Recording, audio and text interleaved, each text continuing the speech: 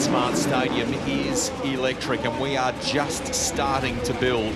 First of the track action, really, we're about to twist the wrist into SX2. The heat will go for 7 laps. Greg Rust and Danny Ham with you, along with Lee Hogan down in the centre of Mount Smart Stadium. Lineup looks cracked too, because Ryan Marmont, the Aussie rider who did such a good job in the two-stroke event at the Australian Open a few weeks ago, is back on a bike. He will be one to watch as well, but we've got Americans in there and a very strong lineup of Kiwis, don't we? We do, absolutely. 6:33 there, Josiah. He was very quick, tailed in behind Marmont early on in practice to see his lines, and track is pretty good at the moment for these guys, but it's very difficult at the same time. Scheduled for 7 laps. Josiah Natzke, who you mentioned before from Hamilton, was comfortably in the top 3 in practice for these guys before. Marmont, arguably the rider to beat, scheduled for 7 laps. We're about to fire it up at Mount Smart Stadium. Someone struggled as they came out of the gates and lost a lot of ground. But this is the first time in anger that we're seeing the motorcycles. They've had a chance to check out the track to get acquainted. How is bike number 8 there? That is Dakota Alex, the American rider who's been doing all of the Australian rounds, did not go out for the practice session. Well, I did not see him out there. Rips all the jumps on the very first lap and puts himself straight into the lead. Big note there, though. Ryan Marmont did not get the start we expected on that two-stroke bike. 22 years of age. 8th in the Australian Supercross Championships. Unsure what team he'll race for in the US, but doing a mighty job here at the moment. Dakota Alex. Ryan Marmont is on the 3. What do we make of the track conditions? Why don't we answer that, in fact, by bringing in Lee Hogan, who's right down in the thick of it. Hogs, good evening. Thank you, Rusty. Mate, let me tell you just something that Danny Ham just mentioned before. I watched very closely with Ryan Marmont as he jumped out of the gate.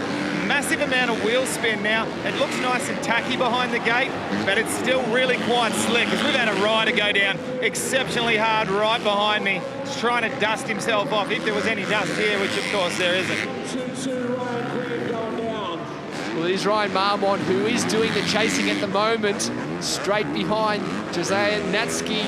Now, Natzke is a well-known international rider, done plenty of riding over in England and also in Germany. As we look at a replay here of one of our riders who went down. Oh, awkward. Landing short through that combination section. Madison Lancer was able to avoid any drama there. That was a 122 machine. Now, that is not the first time we've seen Ryan down today. Yeah. We go back to the front. Dakota Alex from the United States leading the way in this one. Whoa. It just goes to show how difficult the track is right now. It's slippery, it's tacky, it's rutty, it's thick, it's grippy, it's absolutely everything at the moment. There you go. Dakota there looking down at the rear wheel, wondering if he's actually sustained a flat tyre. You can see on screen, though, it is looking fine at the moment, but that is the track conditions. It's giving them completely different feels every time they go around the track.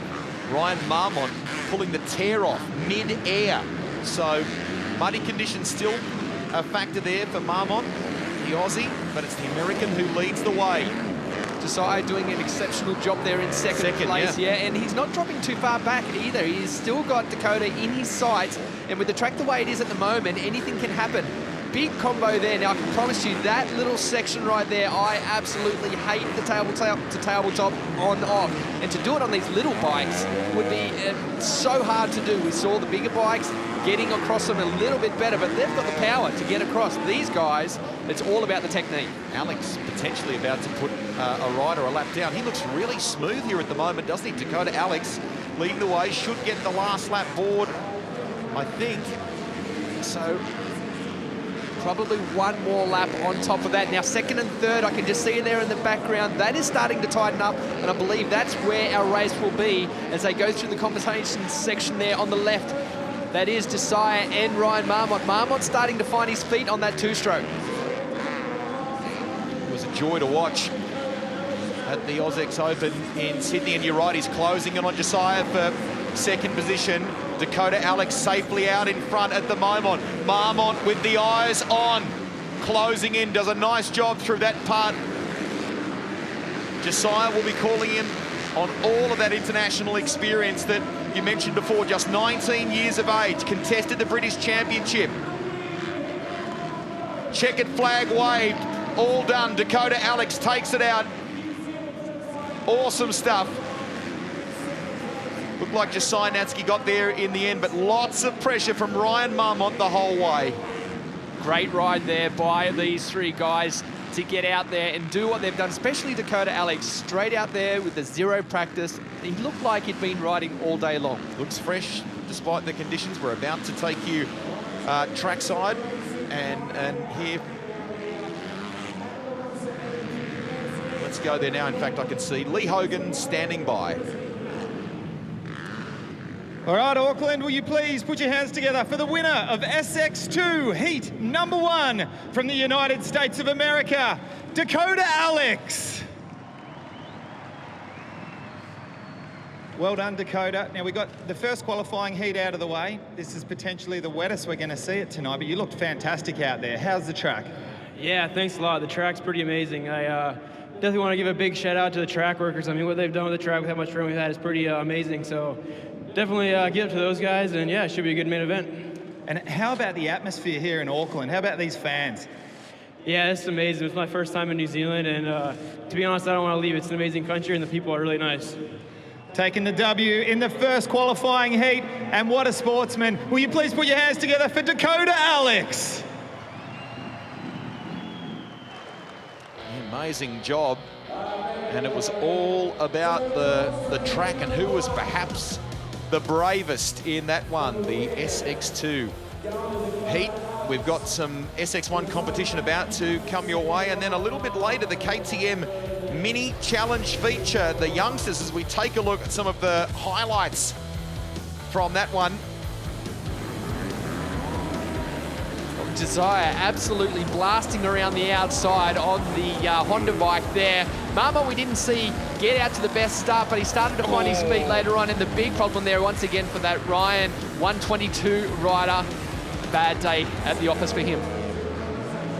Meantime, out in front, the American, who's delighted to be racing here in New Zealand, just kept extending the lead. You heard Danny Ham talking about it.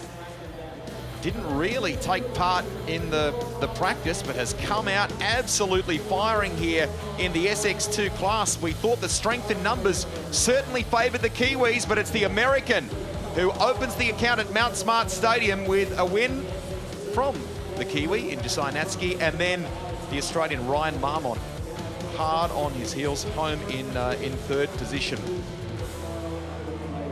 So all lined up now by the looks of things for first of our heats in the Premier SX1 class. And if you've just joined us, the lineup for this is absolutely tremendous. I mean, outside of the United States, this is as good as it gets, isn't it? This field is thick, Greg Rust. I'm amazed at the full lineup that we have here. And what we've got to bring into this is that we have the top Australian SX2 riders also lining up with these guys.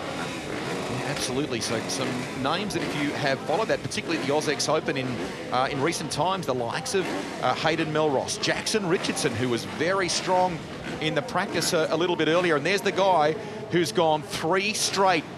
The American, Justin Brayton, cleaned it up again at the AusX Open just a couple of weeks ago, but it wasn't for a lack of trying from Brett Metcalf, was it? It was close. It went all the way down to the very last round, the very last night of them guys battling it out. A few of the guys that we just saw on screen there was the bike 6. Now, Jay Wilson, we touched on it, the SX2 winner of the championship in Australia, and he's been riding so fast. First hit out on the 450 here tonight. Now, he's only had probably 1 day on the bike prior to this because he had such a big crash at Sydney.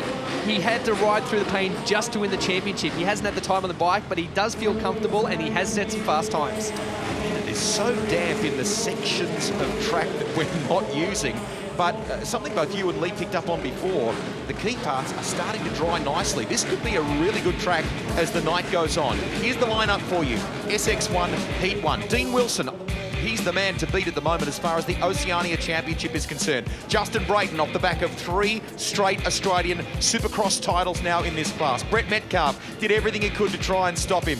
Dylan Long, pretty reasonable too, I should say, in the practice a little bit earlier. We drift back, look at those names. Legendary, triple champion, Dan Reardon, Chad Reed, the Iron Man, most starts ever in the history of Supercross in the United States, and he leads this one. The 22 are underway, and Reed has taken the lead.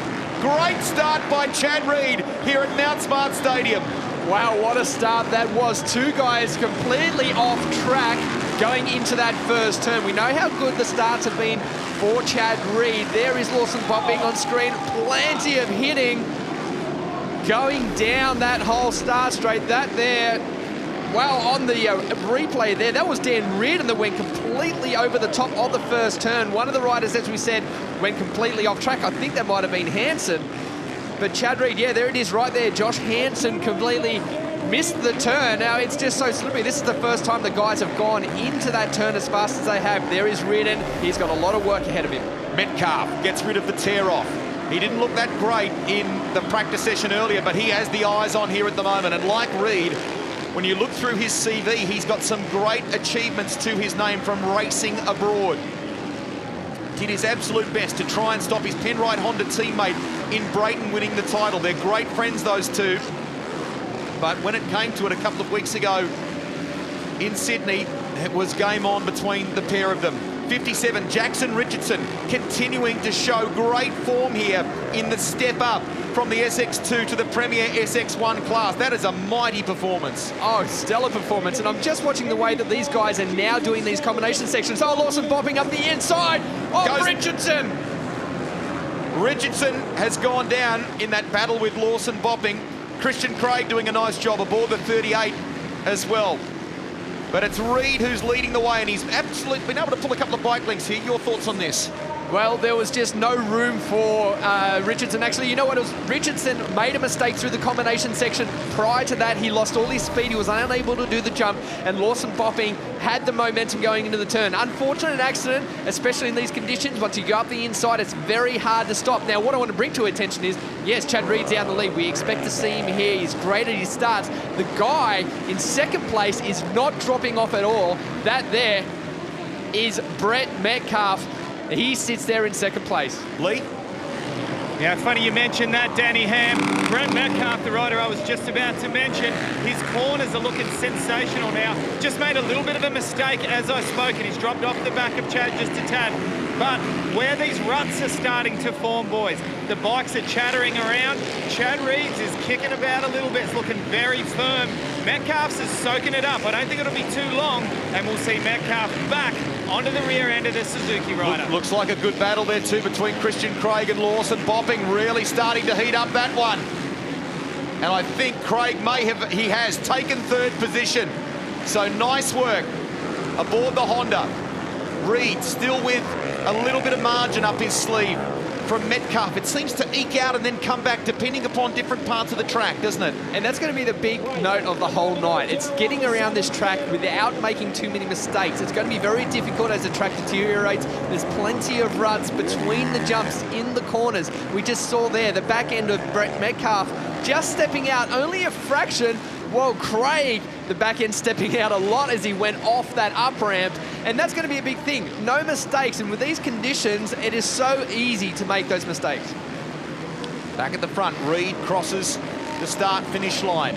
The margin is just under 2 seconds over Brett Metcalf. Looks like Reed diving for the tear-off there. We go back to Christian Craig aboard the 38. Back in third position, comes from California. He's 27 years of age, riding the 2019 Honda CRF 450R. There's a good battle also on screen. That is Lawson Bopping on the Yamaha, the 70 machine. He sits there just in front of Jay Wilson, our champion SX2 rider, having his first hit out in the Supercross on that bigger bike and doing a great job as well. Lee? Now, boys, I'm trying to pick up what has actually happened, but I'm not sure if you guys can maybe fill me in. Justin Brayton on the first lap, exit stage right, just rode straight off, hopped off the bike and handed it to Duff, his mechanic. I don't know if it's a bike problem or if he's carrying an injury into this. We know he wasn't very fast with his times. They were way off the pace in practice and qualifying. So what potentially could have gone wrong there? Yeah, we actually didn't catch what happened. We did hear a lot over the very first lap, just coming out off that finish line jump, and it appears that he was maybe holding his hand off. We did catch footage of that off the bike, so possible maybe he's taken an impact to that hand and he just doesn't feel comfortable in these conditions of that way. Big story. We'll get Lee Hogan to follow that one because a lot of the big names there's a big marquee near the start-finish line where the bikes are based, so we'll chase that one for you. Metcalf hustles. He's looking, trying to chase down Chad Reed, but he's running out of corners, running out of options. Last lap also right now for these guys, and Metcalf is right there. How good would the confidence be on Metcalf if he can go and make the pass on Chad Reed in this race? What will it do for him going into those finals? Great stuff. Second in the Australian Championship this year.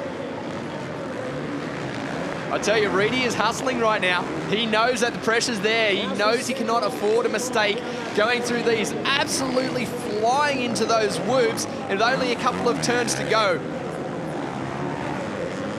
Trademark yellow Suzuki, the Joe Gibbs racing paint scheme or colour scheme that Reed is riding. So cool to see him on that bike again.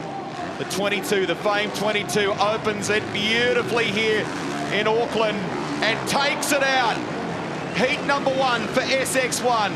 Well done to Chad Reed, chased all the way by Brett Metcalf, and Christian Craig, the American, will round out the top 3. There are some stories from that one. Jackson Richardson started so strongly. 16th. And of course, that was because of that incident early in the race. And what has happened to Justin Brayton, the reigning champion?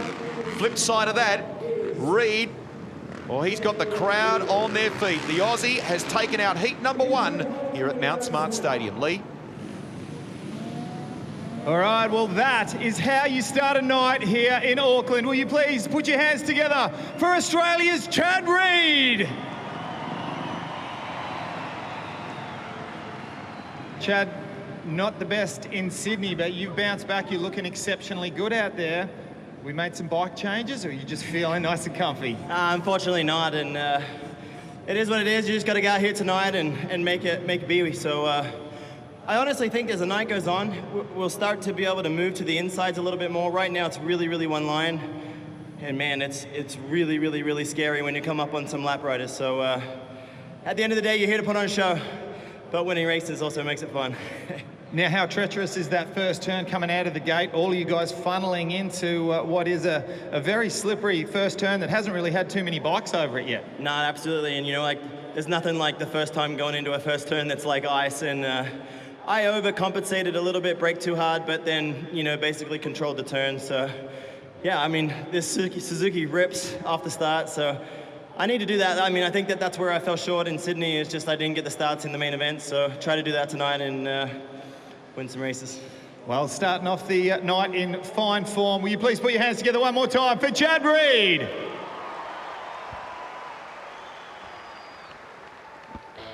And as you'll see from the Monster scoreboard very soon, he was able to do it by 1.3 seconds. Here are the highlights, and there was some action, Danny Ham, from the outset. First turn, that was the first time they went into that first turn all bunched up together. This is the mistake we spoke of with Jackson Richardson and Lawson bopping. Plenty of momentum coming up the inside.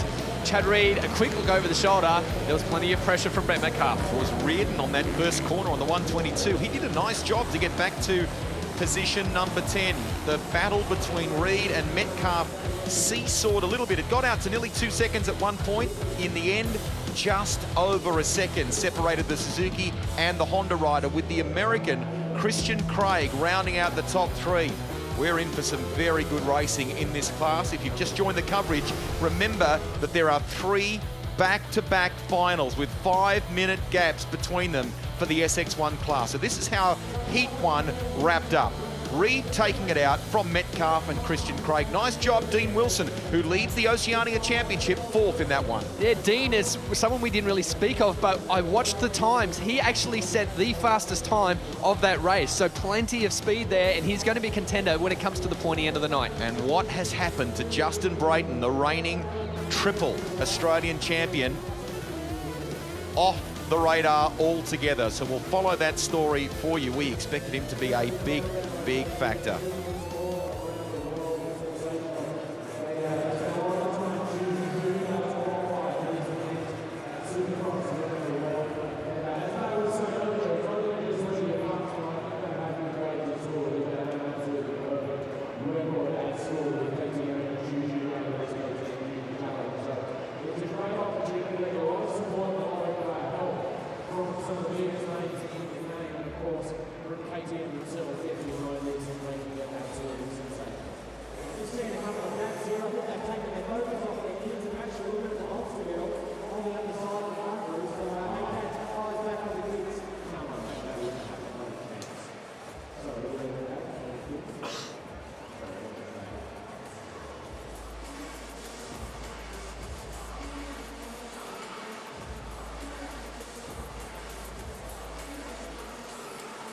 It's a huge moment for these youngsters who are about to hit the track. They've had a practice session, but the Junior Challenge about to get underway here at Mount Smart Stadium.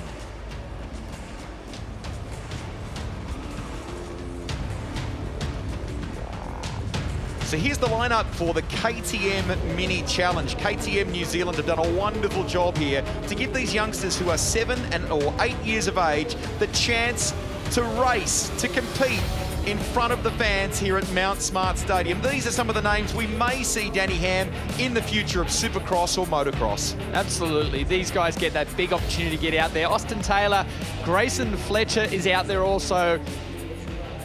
We saw Colson Emery, Jackson Prado, and plenty more guys and girls out there having some fun in the mud. Scheduled for 3 laps on a shortened or condensed version of the track here at Mount Smart Stadium. Crowd getting right into this. They're all riding identical 2019 KTM 50 SXs with a couple of little mods. Away we go and racing. Stars of the future.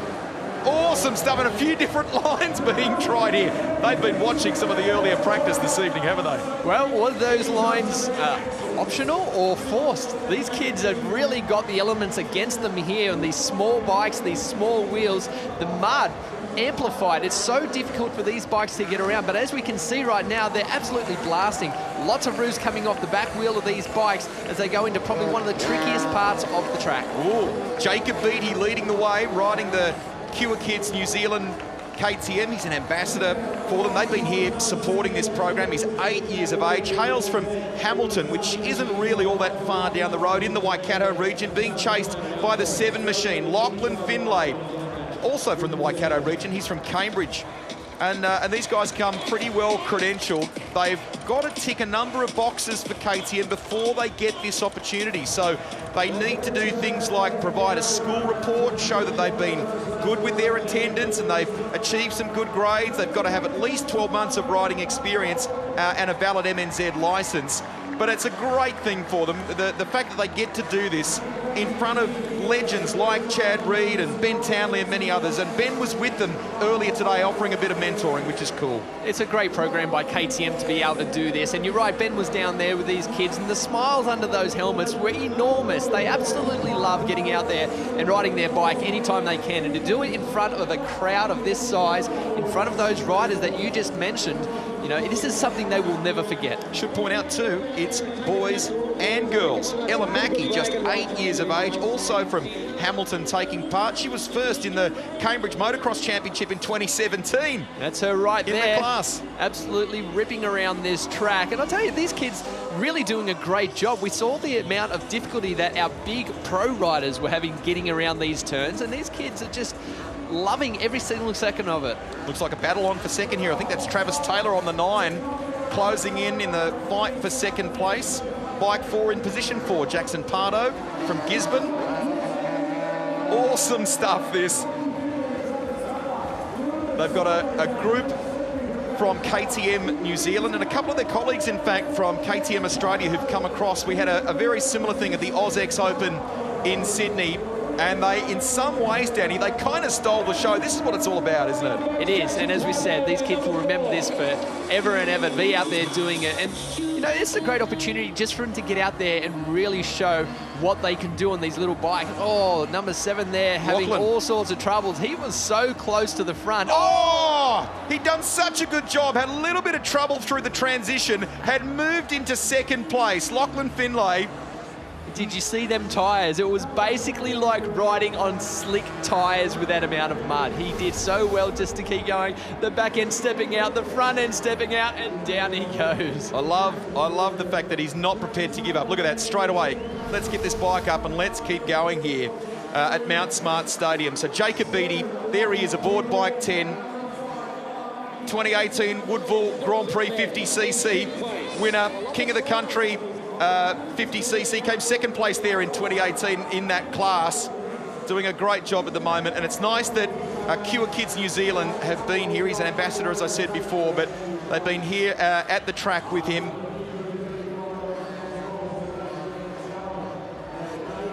So they continue their way around Mount Smart Stadium here. As we said before, it's a little short of the track. One thing we need to say, this is a worldwide initiative by KTM that kicked off really in America, and it's unearthed or helped the careers of some very significant riders. Ryan Dungey's one, isn't it? Absolutely. All these kids, I mean, from my point of view, I started at a very young age as well. This is where you grow from. This is the base. This is what you really need to do if you want to be up there in the pro levels later on in your career. And this is a great starting point. The way KTM attack it, brilliant. All riding the Troy Lee Designs KTM race gear. Looks like the checkered flag is ready. We'll confirm it for you. Jacob Beattie set to take it out, and will finish it in style. Nicely done by the youngster. Wins our KTM Junior or Mini Challenge feature here at Mount Smart Stadium. Crowd love it. They're delighted. And it's tremendous that this is a part of the program, not just the television program, but of course, all of the action that is coming your way here this evening, including, of course, the battle between the Anzacs and the Internationals. Maybe one day we'll see one of these young New Zealanders in that mix taking on the Internationals. For sure, there is no doubt with the way these kids ride, they've got more than enough talent to be able to get up there and have a career in this sport. And it's a great sport for the kids to be involved in. They could be off to a Supercross in the United States, or maybe Motocross to Nations representing New Zealand. They're just about all done here, and we'll take you down trackside because Lee's going to have a chat with some of them. Lee. Okay, Auckland, I'd love you to put your hands together and make the biggest noise of the night so far for these stars of tomorrow. Will you put your hands together for the KTM Mini 50 riders? Now, I want to start off with a quick little interview with, I know it wasn't technically a race, but we're going to call it a race. You try telling these kids that it's not a race. And the winner on number 10, will you please put your hands together for Jacob Beattie? Now, Jacob, we got to have a little bit of a chat with you before, but how does it feel to be out here in front of all of these fans and hear the kind of noise that they're making cheering for you?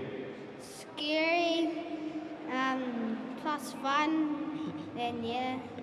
That's the best answer I've heard all night. Now, do you have plans for later on when you get a little bit older to maybe be lining up here against some of the older crew and maybe race a big 450 or 250 one day? I don't know, probably, and yeah. All right, well, quickly, let's tell the crowd here who your favourite rider is here this evening. One of them's Ronnie, one of them's Chad, and one of them's Ben. Oh, all right, well, you got a few favourites here, and I think it's fairly safe to say that one of them's going to do exceptionally well, okay? So how about it, Auckland? Do you want to put your hands together one more time for the winner of our KTM 50cc mini race? What a sensational job for Jacob Beattie! And we'll move on now across here. She's got number 5 on her machine, and she did such a sensational job. She's given you a big wave there. So can you please give a big round of applause for Ella Mackey? Okay, darling, you did exceptionally well out there. These are tough conditions. Have you ever ridden in anything this slippery and muddy before? Yes. You'd be pretty normal over here in New Zealand, yeah? Yeah. Oh, you did exceptionally well. Now, can we expect to see you racing? Are you going to continue through on the 2 wheels and keep racing as you get older? Yes. All right, now tell me, who was your favourite rider here this evening? Ronnie Mack. Oh, and gave a little bit of a yell there for sure. Do you think Ronnie Mack's going to take it to Ben Townley? Yeah. Alrighty, well, you surely think that he's going to. How about you, New Zealand? You want to put your hands together, please, for our number 5 of Ella Mackey.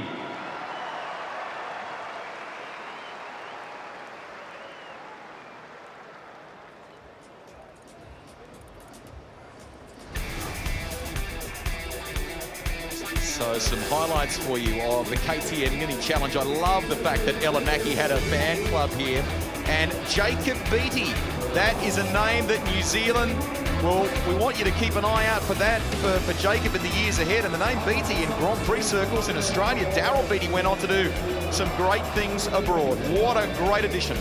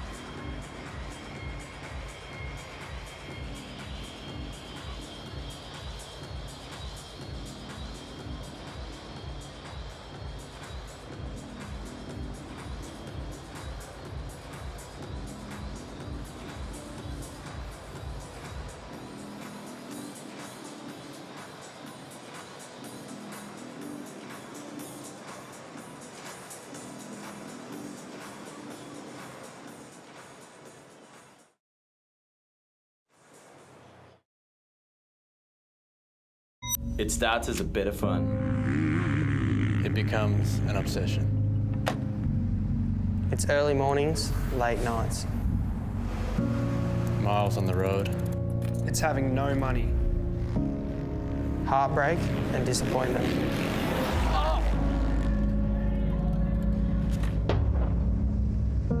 And it can cost you everything. Pain and lots of it. I've broken wrists, One leg ankles, broken tibia, elbows. I've broken both legs. I've had countless shoulders. There is no safety net. But it's worth it. Training until you want to quit. Lap after lap. Nobody sees what it takes.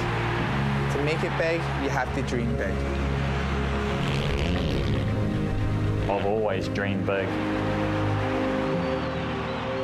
Nothing worth doing comes easy.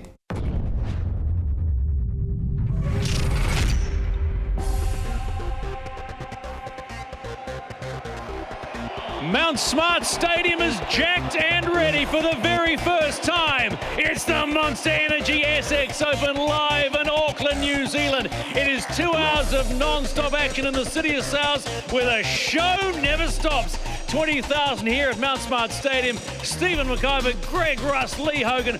Wow, is what this next 2 hours holds for us. I think underscore that, Stephen. Good evening, everybody. Welcome. Huge crowd here. They love their motorsport in this country. And we have got the best international lineup in Supercross terms outside of the United States. You said City of Sales. I say City of Supercross. We've got Ronnie Mack here for the Internationals versus the Anzacs. Chad Reed as well. And Ben Townley is back on a bike. I cannot wait for that. And as far as the Premier class is concerned, the lineup really doesn't get much better. We will continue the kind of format for the finals we saw in Australia. 3 of them back-to-back with a short gap, 5 minutes in between. Well, it's going to be super exciting. But how about the weather? The weather gods have certainly thrown it at us this time for sure. But I cannot emphasise enough, the track workers have done such a sensational job. I'll tell you, the New Zealanders, they love riding in the rain. I don't know what the weather's going to do. Is it going to come back over again or conditions going to stay like this? Chad Reed, he did his rain dance, didn't he? And it poured down with rain. But as we can see, have a look at the conditions out there now. Fantastic. Can't wait to get into it. And tight track when you think about 4 hours ago, this was a swimming pool. It sure was. Absolute swimming pool. Okay, Auckland, are you ready for the Monster SX Open? Because here we go.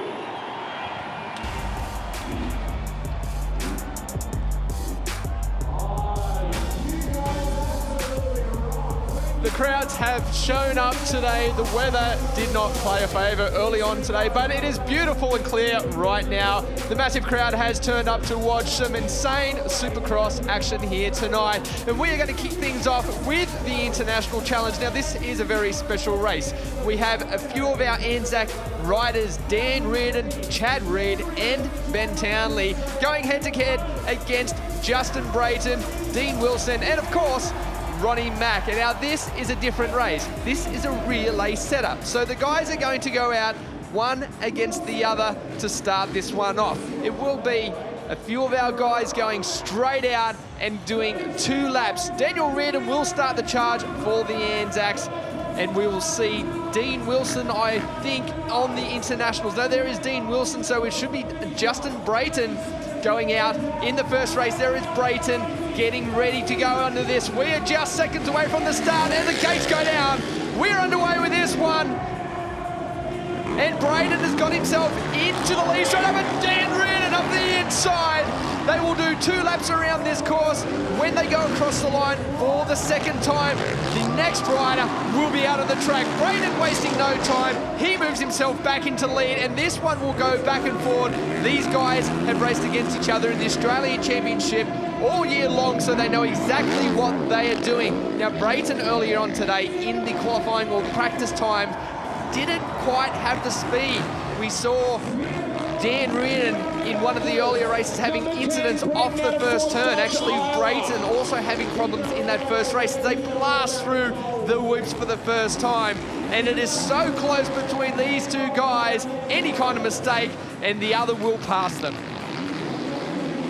Crowd right into this. Look how close it is. will get set for the changeover as they go down. This is where they will make the change. Brayton up the inside. Reno grabs him off the track. And that's before the start-finish line. They're away anyhow. They're calling it. As the two go down the first combo straight, it is Chad Reed and Dean Wilson. Reed up the inside of Wilson, tries to make the block. Didn't get the block pass done. Wilson riding on the confidence. He leads the Oceania Championship. Reed chasing on that Suzuki. We saw plenty of speed out of Dean Wilson late in the sessions. He was very quick indeed. He leads the Oceania Championship, which will be decided later tonight. Chad Reed, though, scored the first blood, and he is looking very fast indeed. Meantime, on the start-finish line, Ronnie Mack on that 1998 Honda. The Eagle about to go up against Ben Townley. He came out of retirement, Townley, in 2015 and got a 6th and a 2nd at the Motocross Donations. Watch this. Reed chasing hard. One turn to go before they make the change. The other two riders now going down the start straight. Ronnie jumped early. He's bolted on the two-stroke. Ronnie has got himself a fair lead going down this very first lap on that Screaming Eagle Honda 1989 CR252 stroke. He really troubles getting over this jump here. So much support from youngsters in the crowd. He's got a huge YouTube following, a questionable CV at best. But he demonstrated some talent in the early years of his career. Townley having to dig deep. He said to me this is a little bit like Anaheim in some respects, this venue, but he said it's gnarly. Look at him closing in. The Kiwi, huge support for him here. Looks like the two-stroke struggling. Ronnie Mack holds it for now. Into the woods they go. A lot of work ahead of Townley as they go towards the triple. Ronnie Mack, little mistake there, having to step up and hit that triple straight up, landing short. Oh, puff of smoke out the back. Trouble getting it hooked up to turn right for Ronnie Mack. Off the inside. That gives Townley an opportunity. Not enough just there. Only one turn to go. Can Townley make the extra moves here as they go into that last turn? He struggled to get up the inside. Now he's hit him! He's hit him! Townley has hit Ronnie Mack at the final turn. That wasn't a block pass. That was a T-bone. It looked like the Kiwis have gone berserk here. Ben Townley's done it. Ronnie Mack looks filthy. And that was kind of a combination of things because Ronnie Mack ran it a little wide into the corner. Townley seemed to be struggling in those final few jumps on approach to that turn. Let's have a look here. Yeah, just made the mistakes through the combo section. Look back to see where Townley was and it was all too late. Oh, there's some problems on the start line too. Well, Ronnie is on the ground. Security steps in here at Mount Smart Stadium. There. Chad Reed's given the Anzacs the flag. Here we go. You want? Well, it's a teamwork effort right there. Townley with the pole driver. Anzacs take it out. The Anzacs versus Internationals relay. What a job by Townley. Let's take your trackside and soak up a bit of this. Lee Hogan is there. All right, Auckland with the Anzacs versus the Internationals. It's the Anzacs that come out on top. Put your hands together.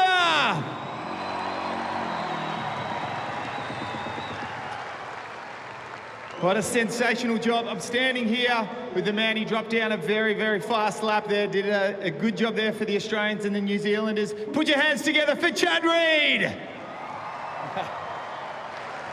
A little bit of patriotism there. May we come out on top. Congratulations, Chad.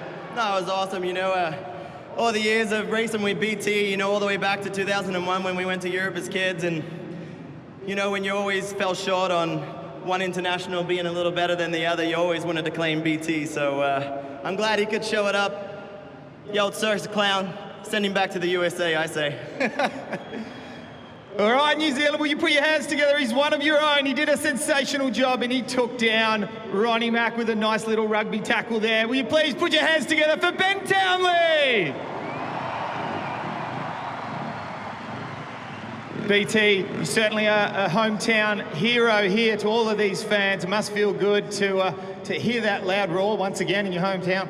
Yeah, mate, it's awesome, mate. I want to thank everyone for coming out and supporting the Anzacs. You know, we put in a huge effort there. Went in trailing Ronnie on that last lap and had to make something happen. I was pretty desperate on that last one. I just sent it in there pretty strong. Well, Rubbin's racing, yeah? Yeah, it is, mate, absolutely. And you know that he'd do that to you, my friend. All right, ladies and gentlemen, put your hands together one more time for the Anzacs, triumphing here this evening in Auckland. Thank you, Leo. That was awesome. Dan Reardon, Chadley, Ben Townley taking the win. Well, we haven't heard from Ronnie Mack there, so he's clearly the American livid as we take a look at some of the highlights for you of the Anzacs versus the Internationals. So close in the first two relays, wasn't it? It was a great race between these two, and really looking forward to how it's going to pan out later on in the three finals. A little bump there by Brayton. Oh, that was a good move. But Dean Wilson went out and started to find some more extra speed, but Reedy keeping it very close for that final battle. And then the man that won the 2004 MX2 World Championship on a KTM battles it out with Ronnie Mack in the final corner. They make contact. Mack goes down. Security comes in. Townley does a bit of All Blacks tackling, bit of rugby, and gets it done. Seals it. BT. What I like is that these guys barely did any practice before they went out and raced it, and they blitzed it. Ben Townley runs some tours here and teaches kind of better riding skills and racecraft nowadays. I wonder if he teaches a bit of tackling. I think he's got everything down pat, that guy. Awesome stuff. What a great way to open the account. What's your observations of the track? I mean, we said it at the beginning of the show. We had unbelievable rain here in Auckland earlier in the day. And then at about 4 o'clock in the afternoon, some blue sky crept in. The track team here have performed a miracle. It looks remarkable, doesn't it? Well, that last shot really showed the contrast, didn't it? We had a nice, hard-packed, slick up ramp to that triple. We panned back a little bit, and there is all the water laying around. And then right next to that is a massive boggy rut that you'd lose a car in. So this track is delivering everything at the moment. Now, what we're going to see is that the track is going to deteriorate through the rest of the night. The combinations are going to be very hard to do every single lap, and that is going to be one of our key features later on tonight. With a 3-race format, a 5-minute break in between it, these guys have to be on their game every single time, especially going into that first turn. 3 starts, 3 times the risk going into that turn. SX2 final coming up, scheduled for 10 laps. We've got the youngsters as well on the KTMs. So sighting lap underway for the SX2 class, and some good names in this one. On bike number 3, Ryan Marmont from Australia. There is an American in Dakota Alex, who was very good in the heat before we came on air tonight. Yeah, Dakota has plenty of speed. We saw him at the pointy end of the field every single time in the Australian Championship over the 6 rounds, and even in the Australian SX Open over there, he had plenty of speed and was right up there as well. No surprise that we saw him have such a good run that last race out. Ryan Marmont was one of the fast guys as well on that 2-stroke 250, but that guy there on the screen, for me, it was a little bit of a surprise, but probably not so much. Plenty of international riding over there. Is Natsuki, a local New Zealand rider as well. He is going to be very busy in a German championship coming up soon as well. And these guys really lifted their game. The New Zealand riders don't get to see Supercross that often. So for him to be in second place the first time we saw him out there in front of Ryan Marmont, that was an exceptional effort. Smaller capacity bikes too than what we're seeing for the final coming up a bit later in SX1. It is. These are all 254 strokes besides Ryan Marmont, who was on the 252 stroke. Now, there is a slight difference in power, but in these conditions, the 4-stroke could almost be more favourable. They get a lot more traction. They deliver it better to the ground in these slippery conditions. The more power on the 2-stroke should also benefit in places as well. Who will get the knobby whole shot in this one, and will that be a big factor in the outcome of the SX2 final? Getting set at the monster start line here, 10 laps will be the journey for this one.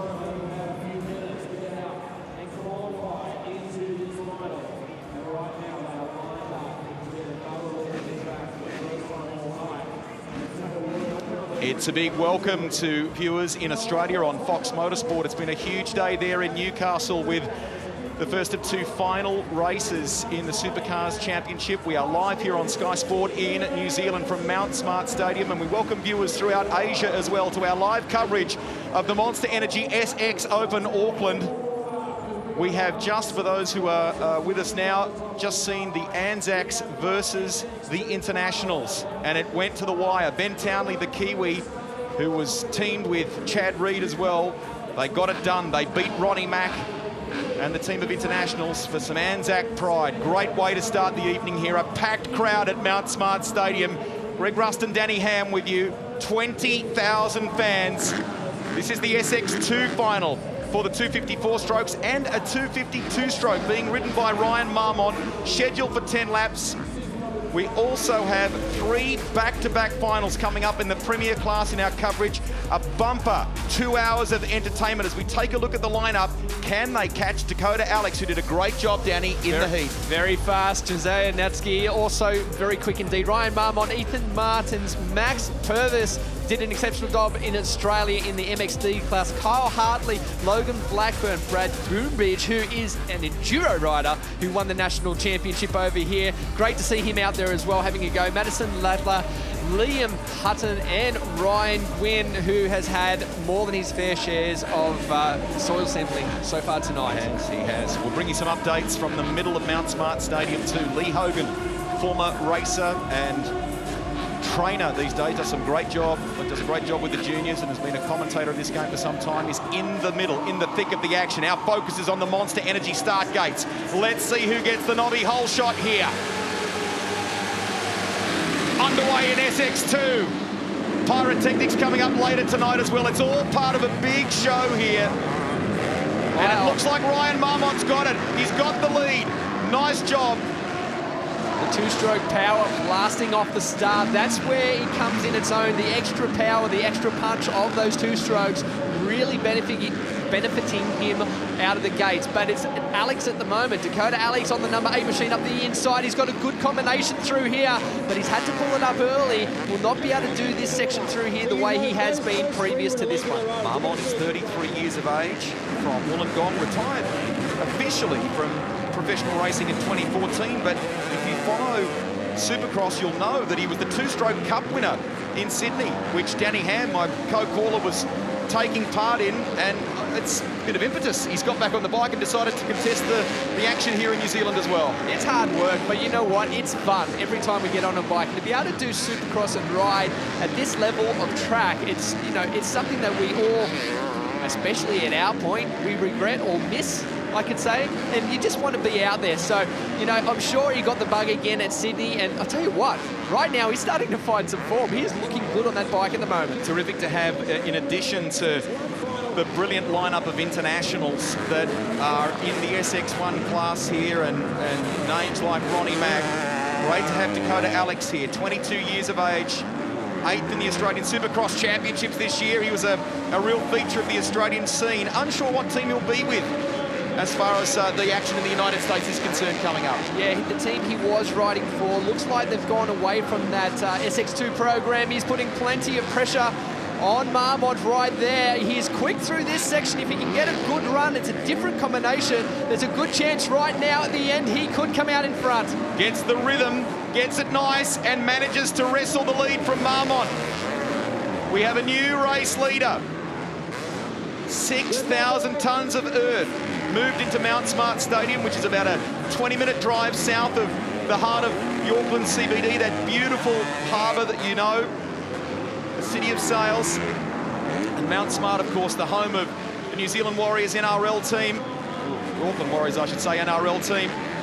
And it's had some big concerts here, even in recent weeks. One of your favourites, I think Taylor Swift was here, wasn't she? So they've brought the earth in, they've put down some special matting and boards and built this in the past few days and had to contend with some Unbelievable weather. Yesterday was postcard stuff. Today it went overnight at about midnight. In fact, the heavens opened. But it seems to have come right for racing, which is brilliant. So Alex leading the way. Dakota Alex aboard by gate. Then it's Ryan Marmont. Josiah Natsky doing a nice job on the 633 as well. You mentioned him before, 19 years of age. Contested some action in the British Championship. He'll take part in the MX2 class in Germany. He's got some pretty decent results on the CV. Best of the strong New Zealand contingent that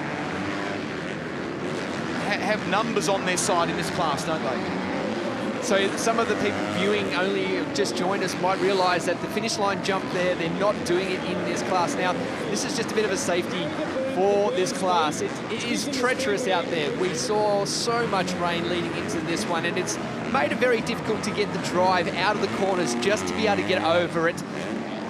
But these guys are doing an exceptional job just getting around. You can see Alex there just tiptoeing into that corner. There is so much mud and slipperiness up the inside, and it's very quick to come unstuck in these kind of conditions. But Alex has really got this nailed down. This is great practice for when he goes back to America and contests the championships over there. That's been a common theme, hasn't it? They've enjoyed, certainly, our visitors, our guests, they've enjoyed their time in New Zealand and in Australia for those that went to the AusX over there as well. Oh, that was awkward, wasn't it? Yeah.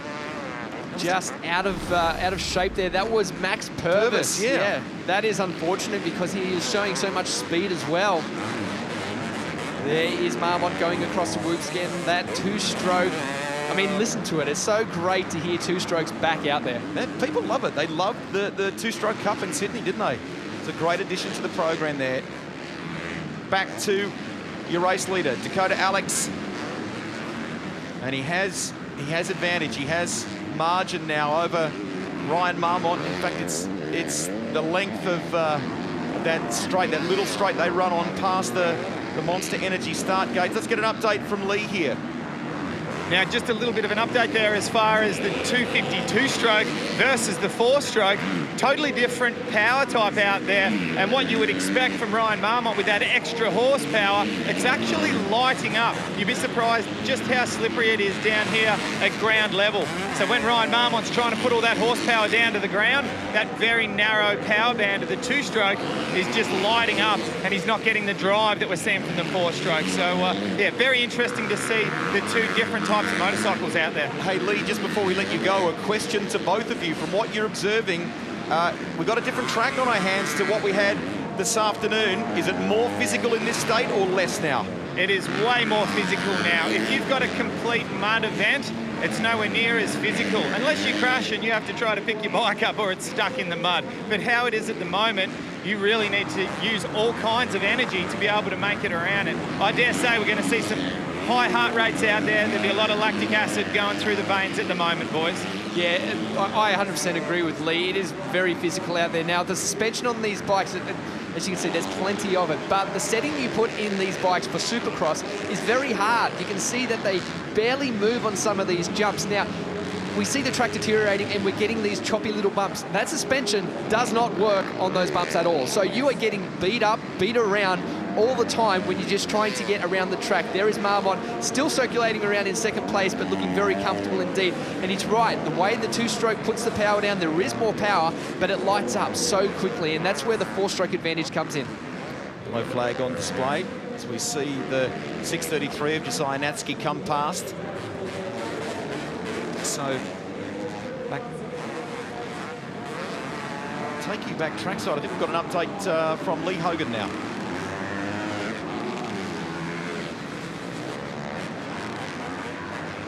Jump.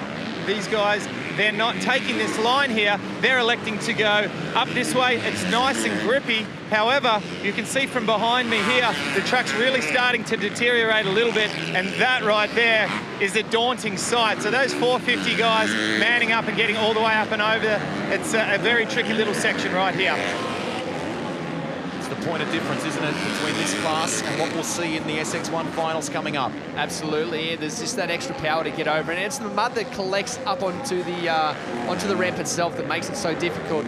We see Dakota Alex there having to roll through that section. A rider was down, and I believe it is our 122 machine again. Ryan Gwynn. Yeah, having a terrible night, and I believe we're maybe on our last lap here. So Dakota Alex has done everything right. He has had to work for it pretty hard early on in this, but ever since he has walked away and will win the final of the SX2.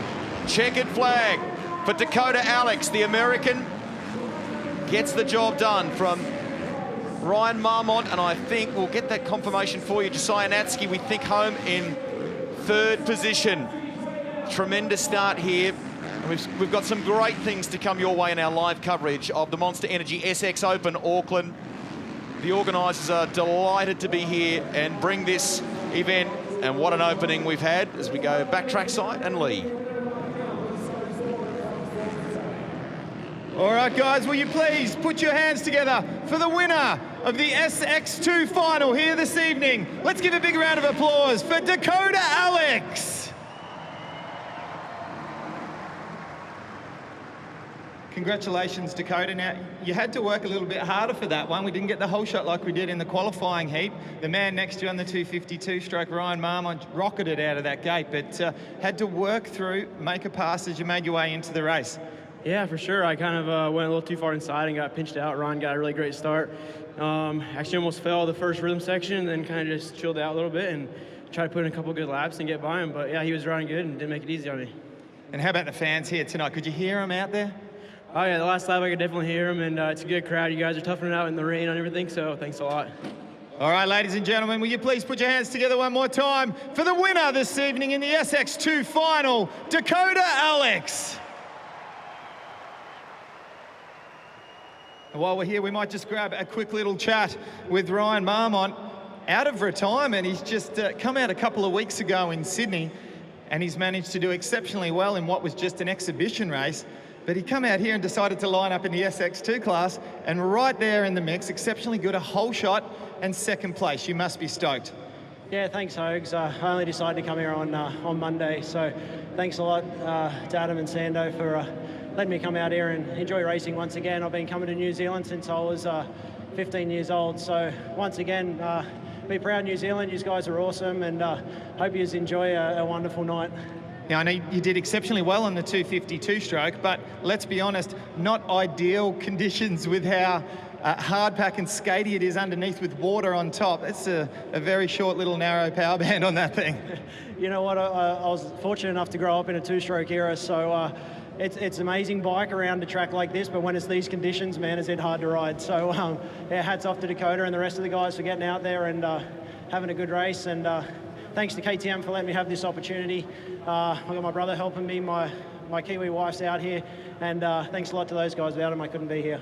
Well, I'm sure we've got some two-stroke fans up there in the crowd, so will you please join me in putting your hands together for second place this evening in the SX2 category. Please give a big round of applause for Ryan Marmont.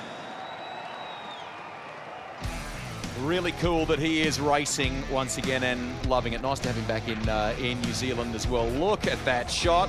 Mount Smart often has big crowds for the National Rugby League here, and we've been able to do that for the Monster Energy SX Open 2. It will continue to build for the big finals. This is the highlights of the SX2 final, and it was a really nice start by Marmont. He got it done, didn't he? He did. You know what? He didn't get the whole shot. He didn't get the jump out of the gate. That 252 stroke power just charged him to the lead, and he really made Dakota Alex work for it.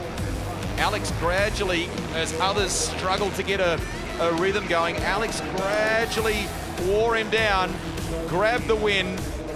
The American delighted about it. And we're about to now get set for Yamaha Super Pole. And if you've not seen this before, it's great fun, Danny, isn't it? Because it's all about the dash for the top spot. Absolutely, and it's so important to do as well. Now, these guys did their heat race earlier on, and that sort of allows them to get a position to select the gate depending on where you finish that race. So first place in the race gets themselves the first pick on the gate. Now, on a track like this, the starts are so important. You don't want to be stuck behind 20 riders trying to dodge all of that mud going in your face and just basically getting around the track. Now, the big thing with this is the top 10 out of those guys now have to qualify again. The guy that won the first race, he could potentially move all the way back into 10th place if he does not set down a fast time. And in these conditions, small mistakes take time, and he really could lose it. The same opposite end of that, the guy that got 10th, Justin Brayton, didn't have a good heat race. He potentially could move up in the list also. There you go, all brought to you by the Blue Crew, by Yamaha. So thank them for their support.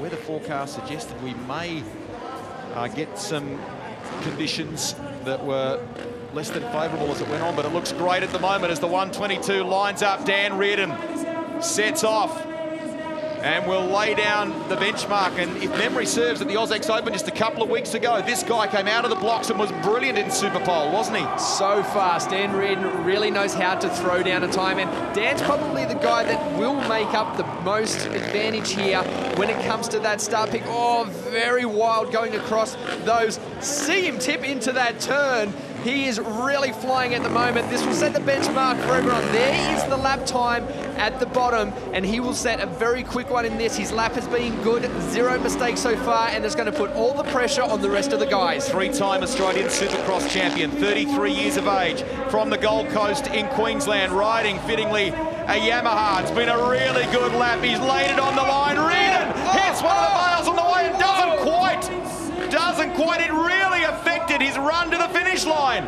He couldn't launch properly because of that. Look at it right there. The tough block reefed down that rear brake, and there is, I hope he is okay. Here's another shot. There is the tough block right on that rear brake into the rear wheel.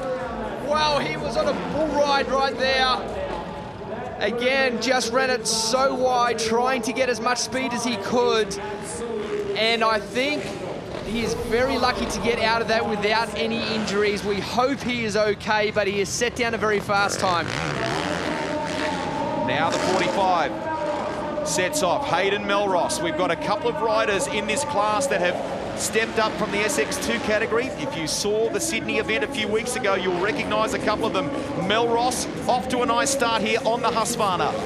A little bit untidy as he came across that finish line jump and around that turn. A little bit of a sit-up in that turn. Very clean across this section though, and good pace around here. A lot of time can be made up in the whoops tonight. Quite an easy set of whoops. And we're going to drop down the lead to get a quick update. Yeah, boys, I've got to say, I fear a broken ankle perhaps for Dan Reardon. Not looking good at all. We've had Simon from Suzuki Racesafe called over straight away. So back to Melross's time here. They do a great job, the Suzuki Racesafe team. It's been a tidier lap than perhaps how it started from Melross. It's a 51.09. It's not enough to get within the number laid down by Reardon, who, as you just heard, may be injured. Well, that was a hard landing for Reardon, and if he isn't injured, I will be surprised. Certainly he'll be hurting. We hope it's not a break. But one guy we saw in practice setting down some very fast times is this guy, the CDR Yamaha rider of Dylan Long. Now, he has been very fast all year, got some great results in the motocross. He's really shown his speed at the Supercross, and today, in these conditions, he has shown that he's been a force to be reckoned with. Big combos through this first section, and he's got to keep a clean lap. Doing that was not clean. Fifth in the Australian Motocross Championship in 2018. Rides for Craig Dack, who you mentioned, a legend of Australian racing, and he's done so much for riders over the past 20 years. His outfit to around about 20 to 25 events every year in Oz. I've only seen one mistake so far by Dylan Long, so I'm predicting around about a 50-second lap time right here. He needs to get down this straight nice and clean. Good run out of that corner. Nice little scrub there and a good drive. Will he get the speed and the time? 50.6 puts him into second. Still not enough to knock Daniel Reardon from the top spot.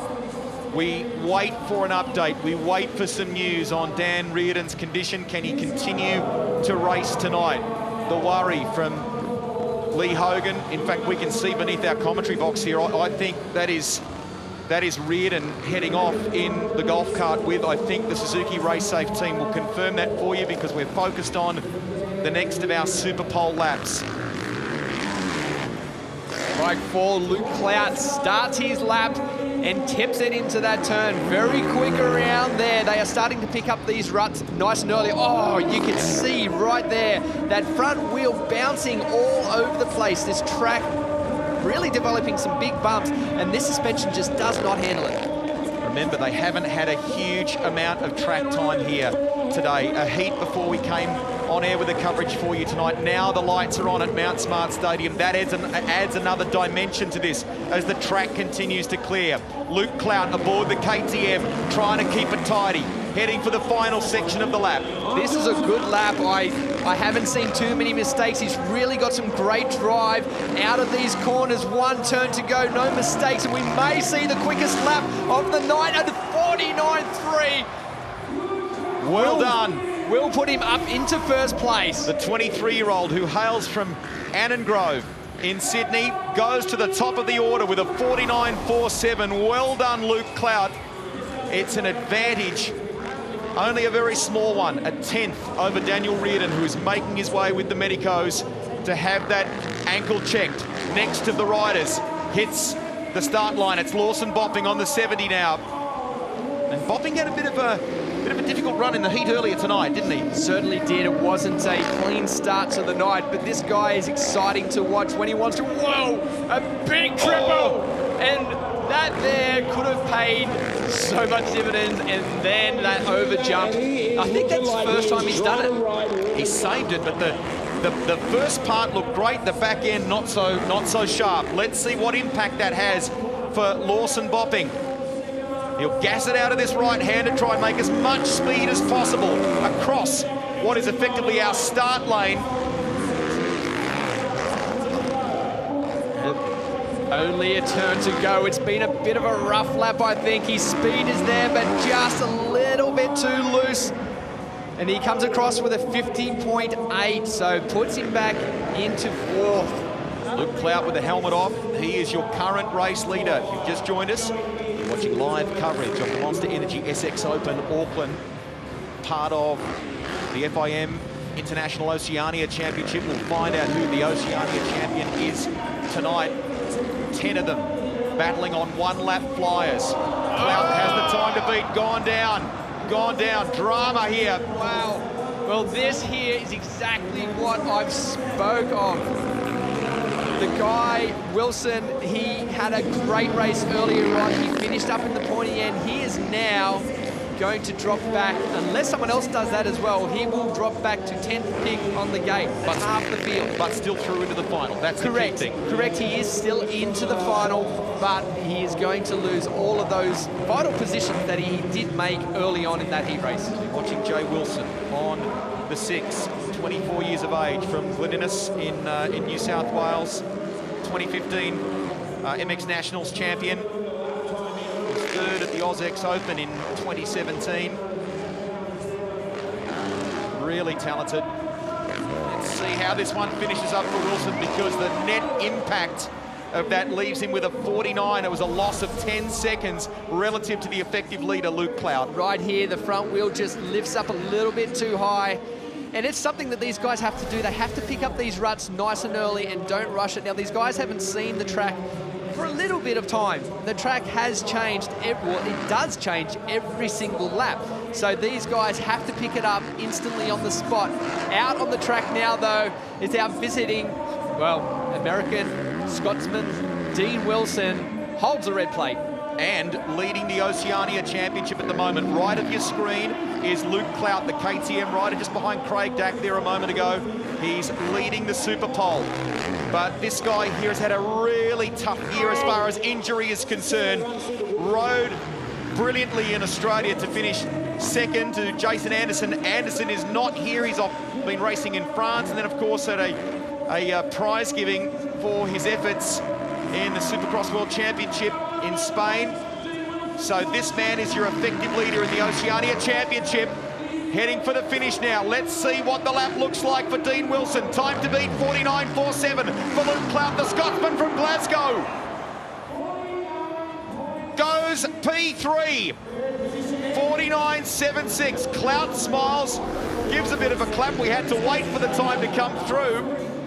The Scotsman on the Husqvarna, currently third fastest. It's Clout, your leader. The biggest thing I took from that lap, though, from Dean Wilson is that this first combination section, he's done something different and he did it perfectly. Exciting bike out there right now, though. Christian Craig, rough turn, that one there, got really held up in those bumps. Now, this is where the riders haven't done it. They need to step up to this combo. And Christian Craig did not. Big jump there, bounce off at the end. And Dean Wilson's the only one that's got through there and made the time. Where Wilson lost it was right there, that last lap. He just made that small mistake and it cost him that 3/10. Now entering his third full season with the powerhouse Geico Honda squad. A California native, 27 years of age, riding the 2019 Honda CRF 450R, nearing the end of the lap. What can Christian Craig do? This is not a bad lap. He's gone around those turns pretty good. Blast out of this turn. Will he get it? Oh, he does it! 49.321. New fastest lap for Christian Craig. A great run through there. The intensity that he had all the way across. And you see it right here, throwing it sideways, keeping nice and low across that finish line. Absolutely everything counts when you're trying to shave off vital 0.2 seconds everywhere around this track.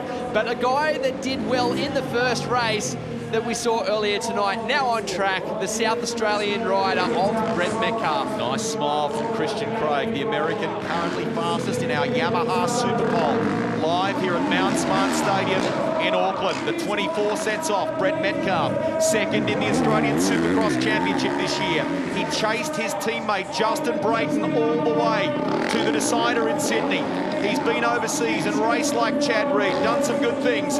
Right now, good start. Very good start through this lap. It's been very clean. He was very fast out of that turn after the finish line. Good through all this section. The loop speed is good as well. This one is on fire at the moment, and he is set to take out a very quick time if he can get these last few turns sorted out. Look at the intensity from Christian Craig. Little shake of the head. What does he think now? Turns his attention to the big screen and the timing. Wants to know what Metcalf has. Final turn. It's close. That's the view from Danny Ham. Heads to the finish line. The time of 49.51. It leaves him third behind Luke Clout and Christian Craig, provisionally on top of Yamaha Superpole with one man to come. And that is the 22 of Chad Reed. Well, Chad Reed, certainly a guy that knows how to throw it down, especially for a lap in these Superpole conditions. We've seen it so many times. He's been able to blitz it. Some of the times we've seen him shave ridiculous times off and go so fast. Can he do it again in this one? I tell you, he's going to have to put a good one together. Started the night well in the heats, riding with some good confidence, loving being here in New Zealand. It's an adventure country, or capital, I guess you could say in some respects, and that is what sits well with the Supercross community. They love that sort of stuff. Nice start by Chad Reed, working it. Does he have enough, as we watch the lap unfold here, to knock Christian Craig off the top spot? What do you reckon? It's been good so far. A different line after that finish line. I saw him square it up, stay out of that rut. He is looking for everything at the moment. 2 turns to go. He needs to clean up. Very good out of that turn. Stays nice and low. 2 turns left. If he gets out of here, we are looking at a 49-second. Will it be enough, though? 1 turn to go. Split time suggests he may be a 10th faster. Let's look at this from Chad Reed at the line. Second. He goes second by 4 hundredths. Unbelievable. Christian Craig looks to have taken out the Yamaha Superpole by 4 hundredths over Chad Reed. That was awesome. Just awesome. Luke Clout with the 3rd fastest effort from Brett Metcalf, and a couple of stories to follow. Dan Reardon, that benchmark effort by him, which potentially sees him injured now, left him with the 5th fastest effort. That was great out of the blocks, wasn't it? very quick, and it was only 0.2 of a second all the way between first to fifth. So come those finals later on, first to sixth, there is nothing between it. I cannot wait. The weather conditions, unfortunately, mean that we are unable to bring you the freestyle motocross tonight, but we still have lots of great race entertainment to come your way live here at Mount Smart Stadium on Sky. Stick around.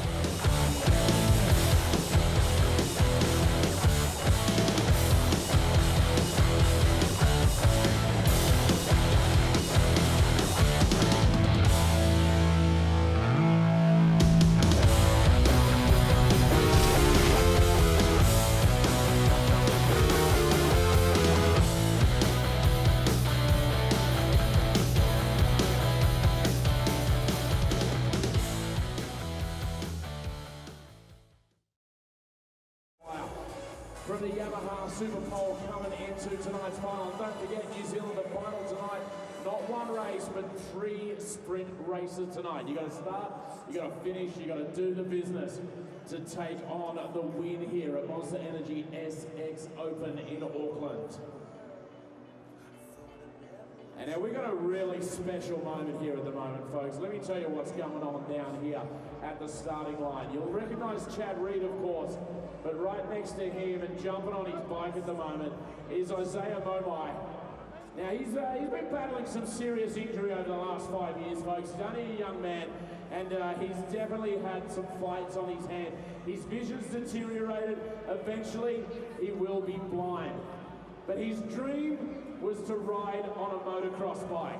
So thanks to Cure for Kids for all their support. Cure Kids have made this happen tonight, where little Isaiah Momai gets to get on a bike with Chad Reed.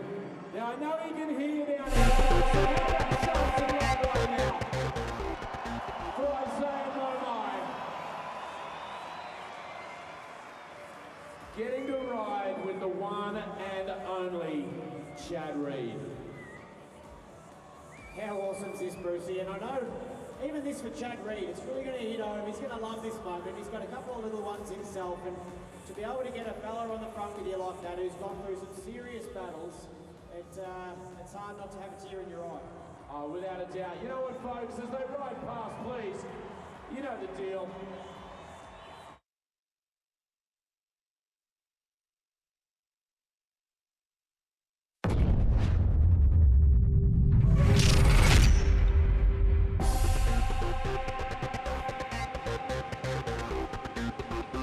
The Monster Energy SX Open rolls on here at Mount Smart Stadium, and it is fair pumping, and it has been an enormous super pole just to watch right now. Ben Townley joins me right now at League. And Ben Townley, man, getting you back on a bike, how does that feel? Mate, it was a blast day. I've had a great time here with these guys, and just get out. I haven't been on a supercross track like that or in a race environment for 11 years. So yeah, no, it was really, really enjoyable. And all that with no practice? Yeah, well, I've got a couple of laps in yesterday. Well, did a couple of laps yesterday, and that was about it. And today, or this morning, you know, or ended up being this evening when we finally got out there, you know, it was really enjoyable just to actually get a rhythm again. And you know what it's like, Haley. You just you get in a flow, man, and it's really, really enjoyable. Yeah, it feels great for sure. Now, BT, it's such an honour to have you here. You made a successful comeback in 2015 over in Australia. Very impressive. Is this another comeback, or shall we say you're just going to keep focusing on those Ben Townley tours that are going exceptionally successful, mate? Where's the focus going to go now? Is this a comeback? No, mate, I'll stick to the tours. I've enjoyed being a part of this, and obviously I think the biggest thing for me is to see all these people, and more than anything, the kids in the crowd. We haven't an event ever of this stature, and I think for our sport, that's why I'm here. I want to support these guys, you know, AME, Ryan and Adam, to bring this event and, you know, put their butts on the line to achieve this is massive, and it's going to do a lot for our sport going forward. You know, they've opened doorways and pathways that have never been opened in the mainstream for us. Well, there have been plenty of doorways, plenty of pathways. You could say it's mega, you could say it's monster, but how about the KTM Mini Challenge earlier this evening? So here's the lineup for the KTM Mini Challenge. KTM New Zealand have done a wonderful job here to give these youngsters who are 7 or 8 years of age the chance to race, to compete in front of the fans here at Mount Smart Stadium. These are some of the names we may see, Danny Ham, in the future of Supercross or motocross. Absolutely. These guys get that big opportunity to get out there. Austin Taylor, Grayson Fletcher is out there also. We saw Colson Emery, Jackson Prado, and plenty more guys and girls out there having some fun in the mud. Scheduled for 3 laps on a shortened or condensed version of the track here at Mount Smart Stadium. Crowd getting right into this. They're all riding identical 2019 KTM 50 SXs with a couple of little mods. Away we go and racing. Stars of the future. Awesome stuff, and a few different lines being tried here. They've been watching some of the earlier practice this evening, haven't they? Well, were those lines optional or forced? These kids have really got the elements against them here on these small bikes, these small wheels, the mud amplified. It's so difficult for these bikes to get around, but as we can see right now, they're absolutely blasting. Lots of roos coming off the back wheel of these bikes as they go into probably one of the trickiest parts of the track. Ooh, Jacob Beattie leading the way, riding the Cure Kids New Zealand KTM. He's an ambassador for them. They've been here supporting this program. He's 8 years of age, hails from Hamilton, which isn't really all that far down the road in the Waikato region, being chased by the 7 machine. Lachlan Finlay, also from the Waikato region. He's from Cambridge. And these guys come pretty well credentialed. They've got to tick a number of boxes for KTM before they get this opportunity. So they need to do things like provide a school report, show that they've been good with their attendance and they've achieved some good grades. They've got to have at least 12 months of riding experience and a valid MNZ license.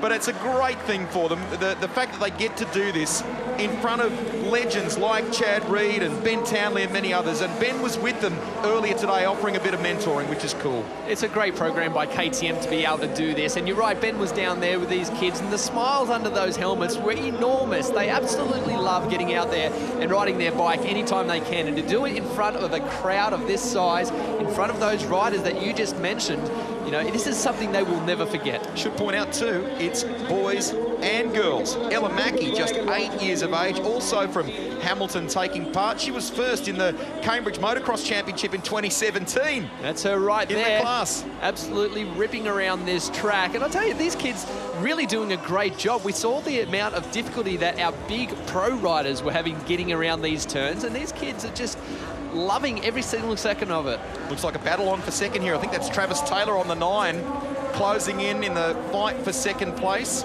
Bike 4 in position 4, Jackson Pardo from Gisborne. Awesome stuff, this.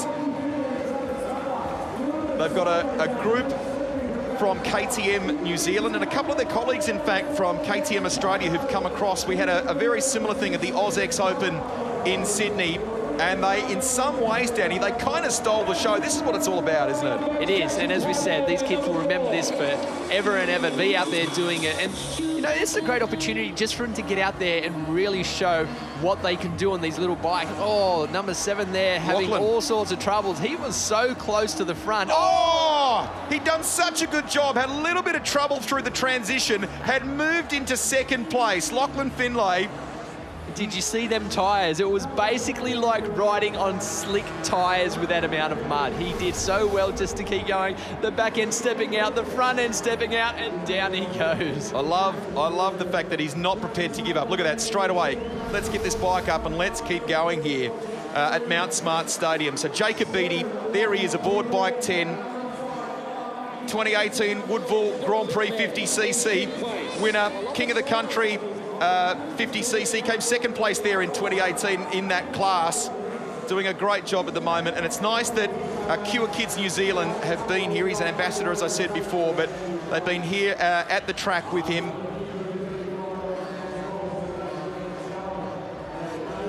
So they continue their way around Mount Smart Stadium here. As we said before, it's a little short of the track. One thing we need to say, this is a worldwide initiative by KTM that kicked off really in America, and it's unearthed or helped the careers of some very significant riders. Ryan Dungey's one, isn't it? Absolutely. All these kids, I mean, from my point of view, I started at a very young age as well. This is where you grow from. This is the base. This is what you really need to do if you want to be up there in the pro levels later on in your career. And this is a great starting point. The way KTM attack it, brilliant. all riding the Troy Lee Designs KTM race gear. Looks like the checkered flag is ready. We'll confirm it for you. Jacob Beattie set to take it out, and will finish it in style. Nicely done by the youngster. Wins our KTM Junior or Mini Challenge feature here at Mount Smart Stadium. Crowd love it, they're delighted. And it's tremendous that this is a part of the program, not just the television program, but of course, all of the action that is coming your way here this evening, including, of course, the battle between the Anzacs and the Internationals. Maybe one day we'll see one of these young New Zealanders in that mix taking on the Internationals. For sure, there is no doubt with the way these kids ride, they've got more than enough talent to be able to get up there and have a career in this sport. And it's a great sport for the kids to be involved in. They could be off to a Supercross in the United States, or maybe motocross to nations representing New Zealand. They're just about all done here, and we'll take you down trackside because Lee's going to have a chat with some of them. Lee.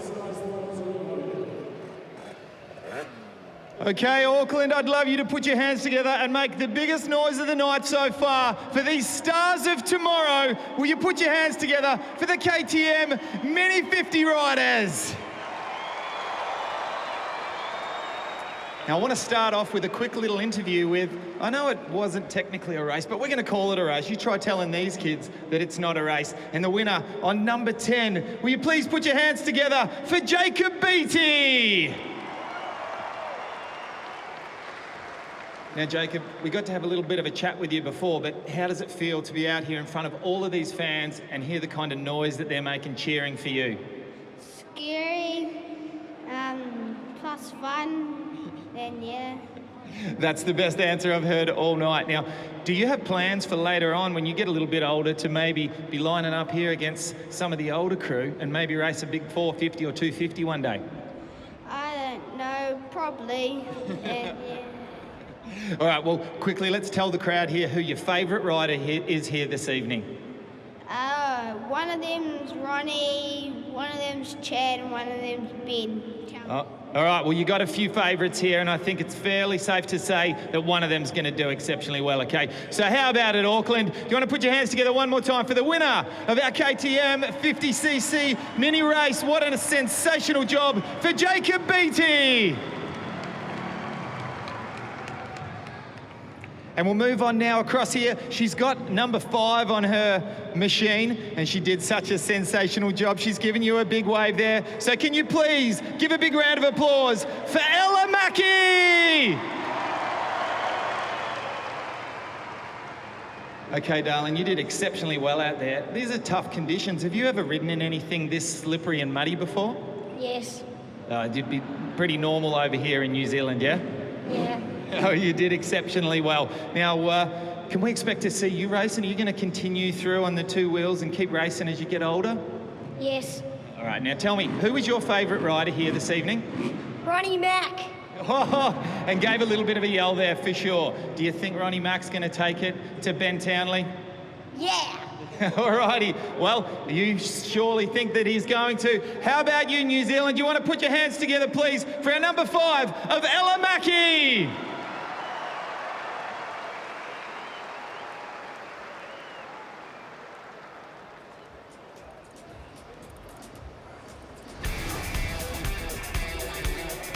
So some highlights for you of the KTM Mini Challenge. I love the fact that Ella Mackey had a fan club here.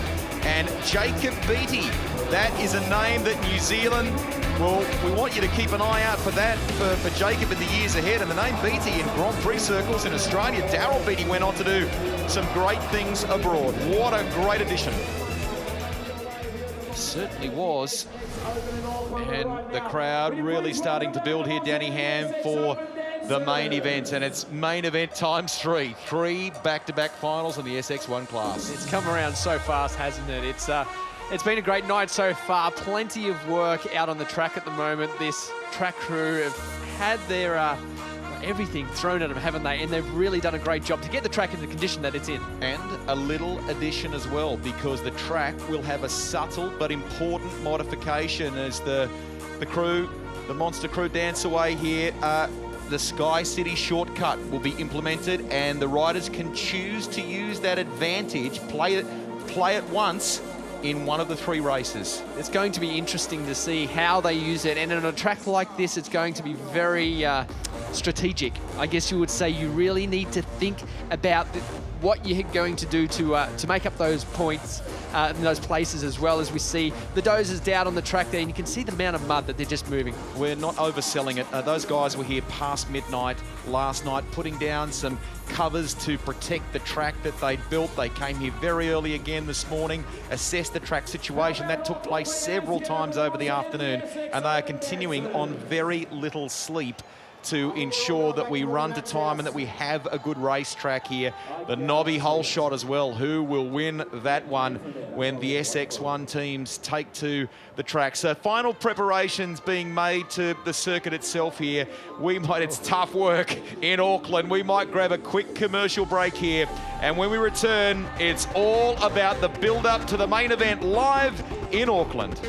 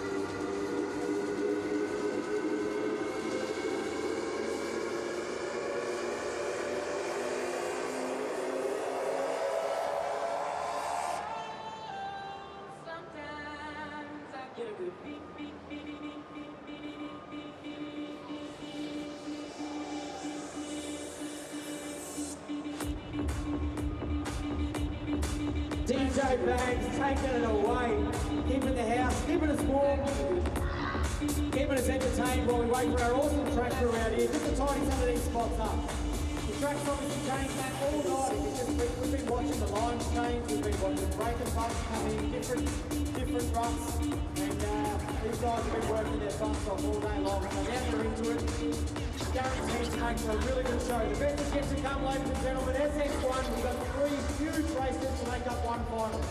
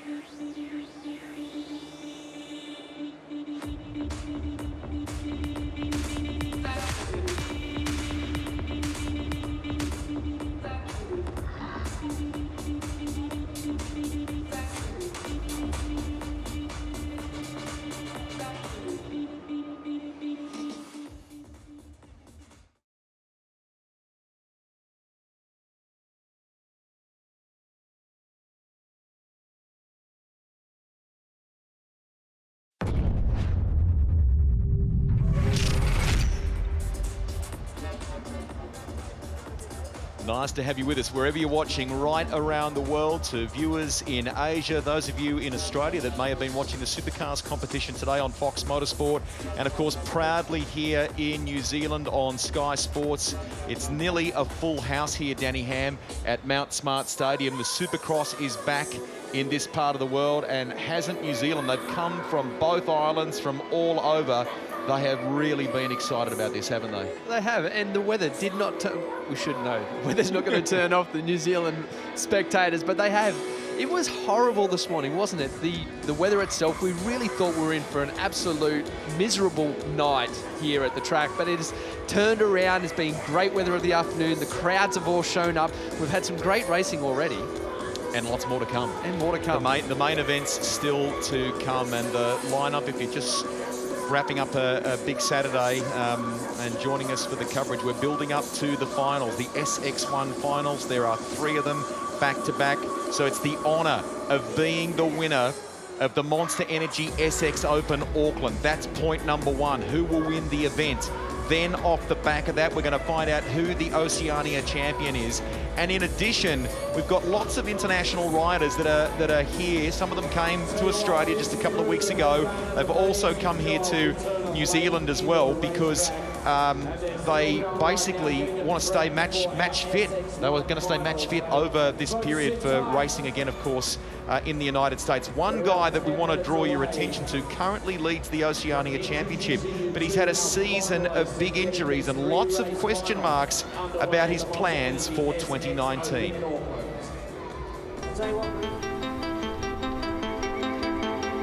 Yeah, the trip down to Auckland so far has been really good. Really enjoying it. The weather's been amazing. You know, I feel like when we get to race at such cool places like this, it's important to really, you know, see the city and see the different cultures and check everything out. So, so far it's been awesome, and really enjoying it.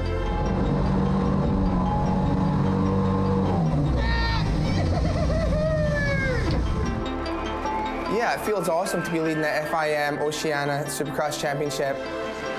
I haven't had a red plate in a long time, and just coming back, you know, after not racing for 6 months, I'm glad to be in the position I am, and just gonna have fun this weekend and you know, do my best.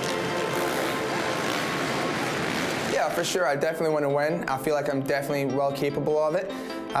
So it's the 310 lap main events again, so that will be good. We've done that in Sydney, and I feel like I kind of learned a little bit from it. So, you know, for this weekend, I'll, you know, use what I learned from Sydney and, you know, get good starts again and, you know, run up front. There's a lot of good riders here, and I think it's going to be good racing because we're all pretty close in speed, so it should be a good, you know, bar banging.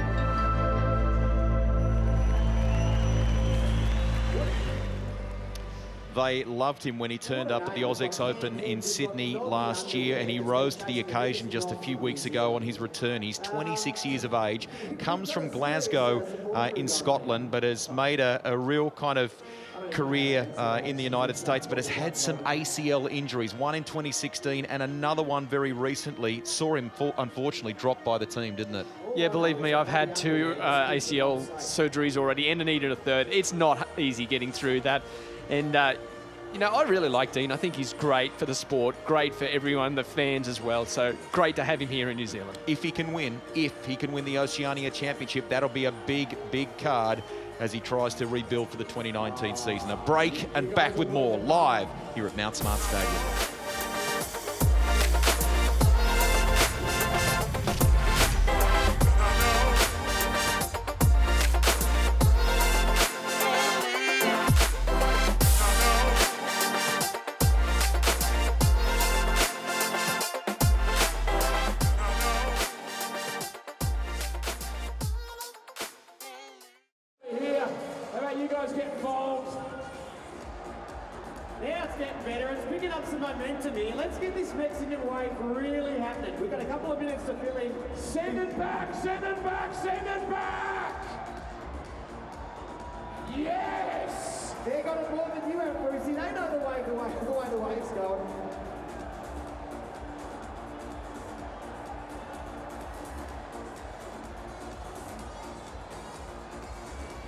I can see some objects flying in the air now. Make sure there's no full pan head beers go flying in the air because we don't need any of them landing on anyone's head.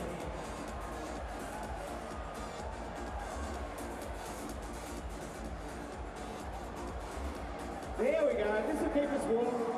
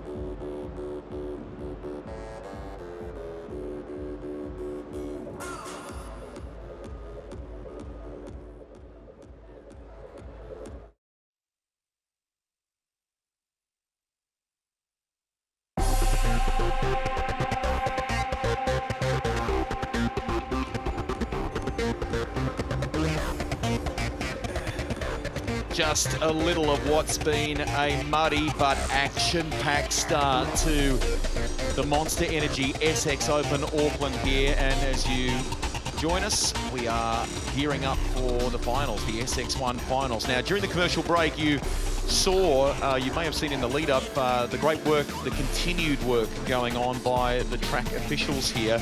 They tell us that because of the wet conditions and the work, the ongoing maintenance that they've been doing, we cannot unfortunately run the Sky City shortcut. It doesn't change the fact that we're going to run the finals. The finals will be huge, but just not the shortcut aspect of the racing. But a big thanks to Sky City. We had a little gathering there with the riders earlier in the week, and they've been very, very good to us as far as the coverage is concerned. Let's check in with, I think Lee Hogan may have found another of the Kiwi greats here this weekend. An absolute superstar in outdoor motocross, that's for sure. 3 times runner-up in the World Motocross Championships, Josh Coppins. Mate, it's great to be here. This guy knows how to ride Supercross as well, let me tell you. How are you finding it here tonight? Yeah, it's good. And I'm looking after a couple of riders. Got Jay Wilson coming up in the SX1 final, first time on a 450. Just trying to mentor him through this transition into 450 and 5th in his heat race. So he's looking solid and we're looking forward to it. Now, for you, on a personal note, and yourself, an exceptional Supercross rider, we both raced against each other. How long ago was that? 98? I think we were at Bash and Bars back there in Australia before you took off to bigger and better things and tackling the World Championships. Mate, we had some fun back then. Yeah, no, definitely.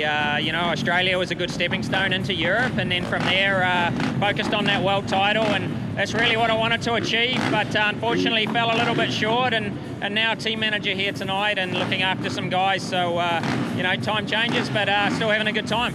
Now, that was the next thing that I was going to ask you. The head of JCR Motorsport, Eltham Yamaha, and doing an exceptional job doing that, but you've been mentoring Courtney and a lot of other riders. Tell us a little bit about how that's all been going. Yeah, well, obviously I head up racing for Yamaha in New Zealand and try and take care of all their athletes and try and take them on to bigger and better things. Our goal is to try to make them achieve their dreams, and so that's we are really a stepping stone into getting them into bigger and better things. And got a corporate box here tonight full of sponsors to try and cheer our riders on, and hey, it's a big change for me coming from a rider. You're pretty selfish as a rider and you focus on yourself, but right now trying to make the best of what we've got with our new riders.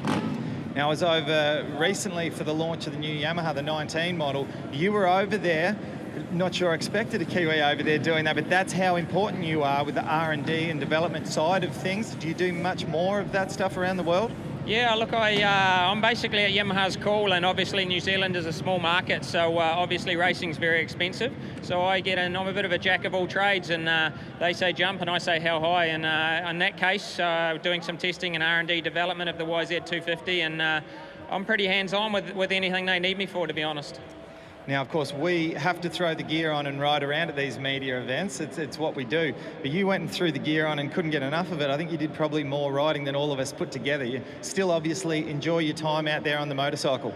Mate, once a racer, always a racer, and obviously it's important that I stay in shape for the development role at Yamaha, and I do a lot of testing of even the team riders' bikes, you know. If they're complaining about something or have an issue, I get on the bike and try and iron it out for them, and at the same time I keep in mind that it's a changing sport, and I understand that I'm getting older and that they may want slightly different things, but it's just good to be able to see where we're at and see where they're at and try and help them out on different things. And when the sun goes down and the lights come on here in a stadium, does it spark up something inside of you from way back in the day? Oh, mate, I'm too old to be out there tonight, but I wish I could be. Super excited for New Zealand, super excited to see the stands full, and great for the sport, great for all the kids looking up to try and be something great. So unfortunately, I'm too old now. I wish I could be out there. Well, he's an absolute superstar here in New Zealand. He's one of your own. Will you please give a big round of applause for Josh Coppins? Bit of a legend as far as dirt bike racing in this country is concerned. 41 years of age from Motueka, former world #2, retired in 2012 and has come straight from a charity event in Wanaka to be here. And obviously the entire time I was with him at that event, he was on the phone making sure everything was right with the team. He's immersed in Yamaha in this country, both from a bike launch point of view and certainly from the racing side of it. Very quickly, you spotted Daryl Hurley as well, didn't you, in the crowd as well? He's another legend. An absolute legend. Also, Daryl did a lot of time in Australia. He won one of the World Supercross rounds. I think it might have been in Canada, in Toronto, and it was a full mutter. He saw the rain earlier tonight, and he said, "I should have bought the bike." He's 42. I can't think of someone at age 42 as a veteran. He's still winning races.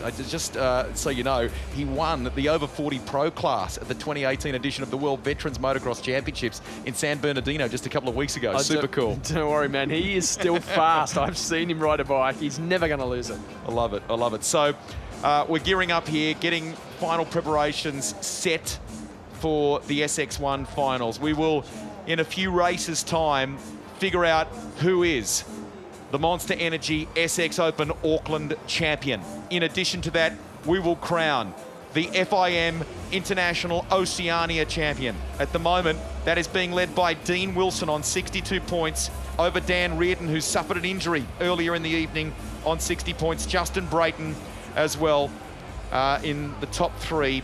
But it's all about the build-up to the start now. The main event. We're about to bring you the contenders that are set to do battle here. And to bring the intros to you, here's Bruce Robson. How we doing, Auckland? Wow, what a night. Who'd have thought? But I tell you what, it's getting down to the serious part of the evening. We have got SX1 final about to get underway. The biggest, baddest names in the game on the 450s. So I need to know, Auckland, are you ready? You gotta get louder for me. Are you ready?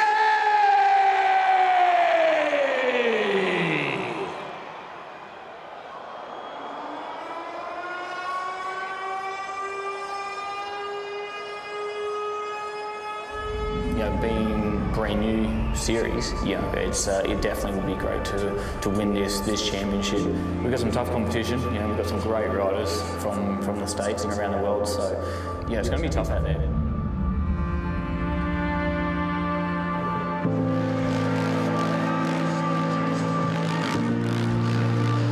Dino had a solid night in Sydney, so he has a good, comfortable lead at this point, I think. there's a pretty stacked field. There's some really good riders. Obviously, Chad Reed can never count out a two-time Supercross champion. Justin Brayton, he's going to be good. Christian Craig's here now, who's a phenomenal rider, really good. And Dan Reardon, of course, sitting 2 points behind me.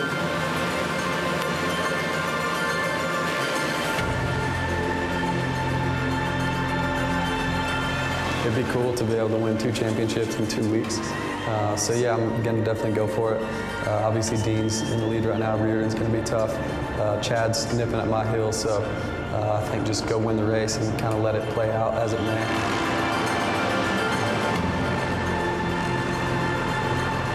It's awesome to be leading the FIM Oceania Supercross Championship. I haven't had a red plate in a long time, and just coming back, you know, after not racing for 6 months, I'm glad to be in the position I am, and just gonna, you know, do my best.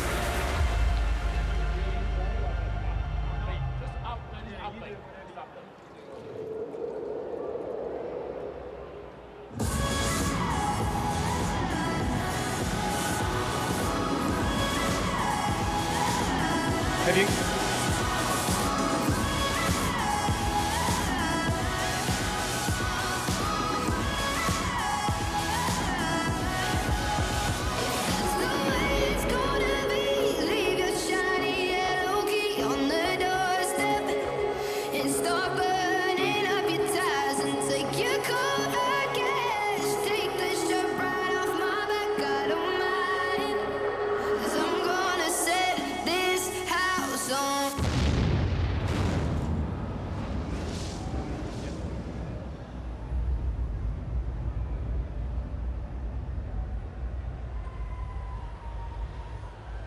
All right, ladies and gentlemen, we're about to do a little bit of an introduction here, and we're going to grab a few of the biggest names that we've got here this evening. We're going to start off all the way from the United States of America on the Honda machine, one of the biggest fan bases in the world. Will you please put your hands together for Josh Hansen?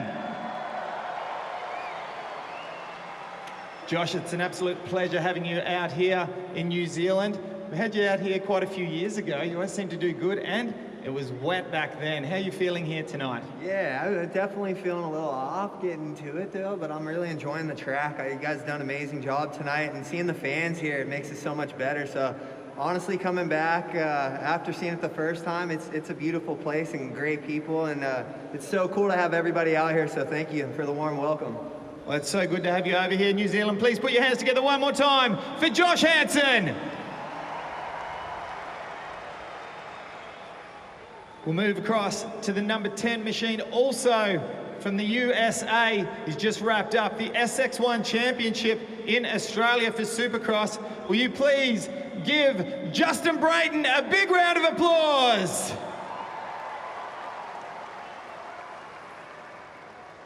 And Justin, it's been a bit of a whirlwind tour for you. You've gone from Australia, wrapping up the championship, over to Paris, and then now, just a few days later, find yourself back here in New Zealand.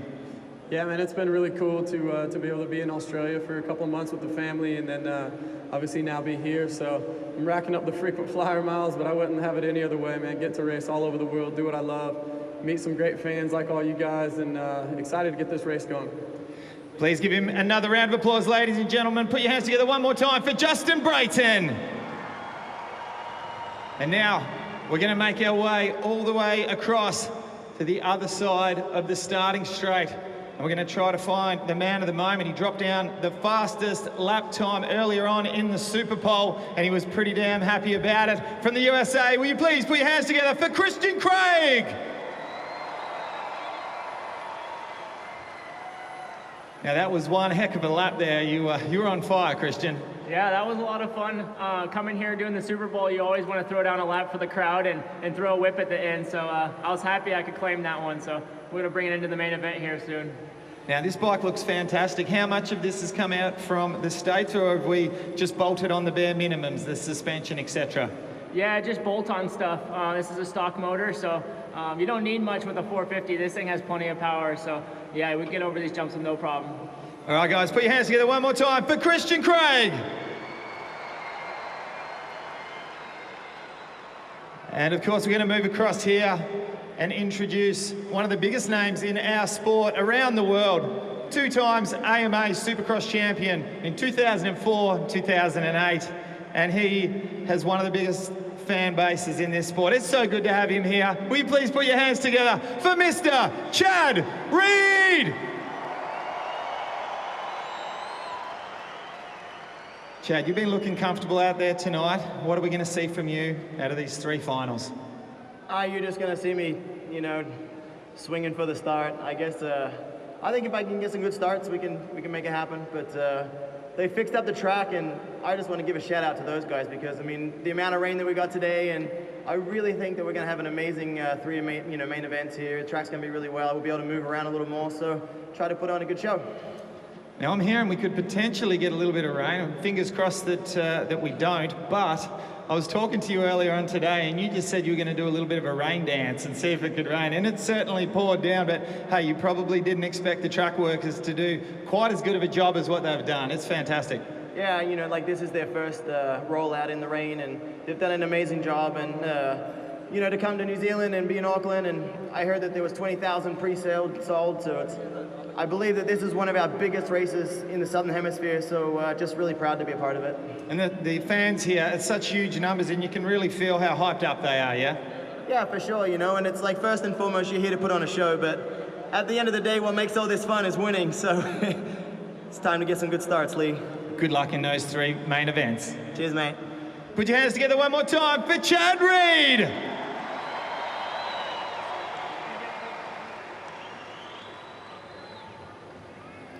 So what we have there is the early introductions here at Mount Smart Stadium ahead of the first of the 3 SX1 finals at Mount Smart, the Monster Energy. Look at that lineup, looks pretty cool. It does, it's indeed. Ben Townley joining you right now, and Ben, just quickly, what do you think of that lineup? It's pretty impressive to say the least, isn't it? Oh, absolutely, mate. You know, star-studded field here, like I've been saying all evening, and, you know, to have Christian Craig out on pole position, you know, Reedy, he sort of had a good start to that lap, but he wasn't able to finish it off. And obviously Luke Clout, he's a young up-and-comer in Australia as well. So it's yeah, really tight field.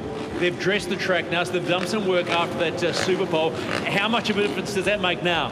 Yeah, well, obviously, as you can see, like those little bobcats, they go around and they just take a lot of the really tacky dirt and they put it in the main lines, and then you're able to really get a lot more traction out there. So you'll see some probably going to see some better racing now. Yeah, where are the difficult parts for folks that don't really understand a lot of what they see here, particularly at the back of the track? Yeah, right here, so right down this Colin K stand side. So when they come out of this corner here, they've got to go on, they go off, and then you're going to start seeing now, because they've cleaned this corner up, they're going to get some better traction out of this corner, and they go on, off, and then they're going to go 3, and then they're going to probably go all the way over the far tabletop, and then 1 into the corner. Is this just simply about rhythm? Yeah, on a night like tonight, though, there's a lot of technicality involved. You know, you look at that line there, right? So Reedy's going to go into it right now. Actually took a new line, see what I mean?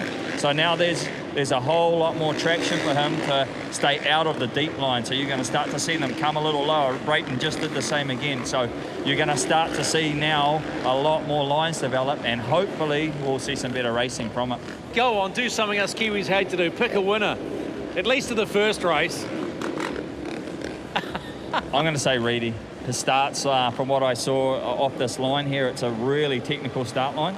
And so far today, from what I've seen getting off that line, he's probably going to be the guy to beat in the first moto. Ben, always good to talk to you, particularly here at the Monster Energy SX, which is just a chock-a-block full of great Kiwi fans. But there's one current motocross champion in Australia that has probably wants something to say about that. That's Justin Brayton.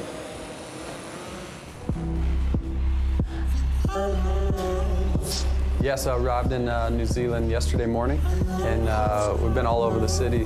We did the Skywalk, which is pretty cool, probably one of the scariest things I've ever done. Yeah, it's been really neat to check out Auckland and tour around a little bit. The championship will continue at Mount Smart Stadium in New Zealand. Wrapping up my 3rd title just a couple weeks ago at Anzac Open was incredible.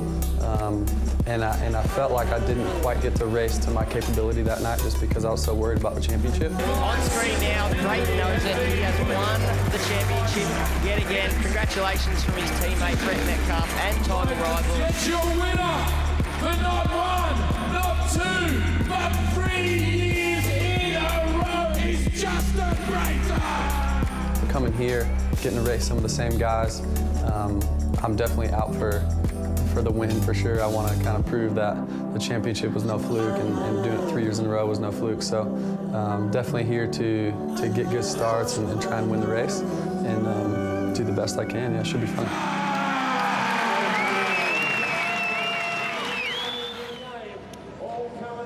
From Fort Dodge, Iowa in the United States, but he's made Australia a real focal point in recent years. 3 times he has won the championship in the SX1 class. He's in great shape here at the moment, Danny Ham, as we continue our build-up to the first of 3 finals in the SX1 class. And remember, there's a number of factors to keep in mind here. Who will win the Monster Energy SX Open Auckland? We'll update you on the progressive point score for the event. Lots of kudos to win that Monster Trophy. And in addition to that, the FIM International Oceania Championship. If you follow the sport closely in this region, you'll remember at 12 months ago, Tony Cochran, who was, did such an amazing job, Hall of Famer in Supercars, did a wonderful job with that sport, came on board with the guys from AME, and they made a concerted push to expand what they'd done so successfully in Sydney.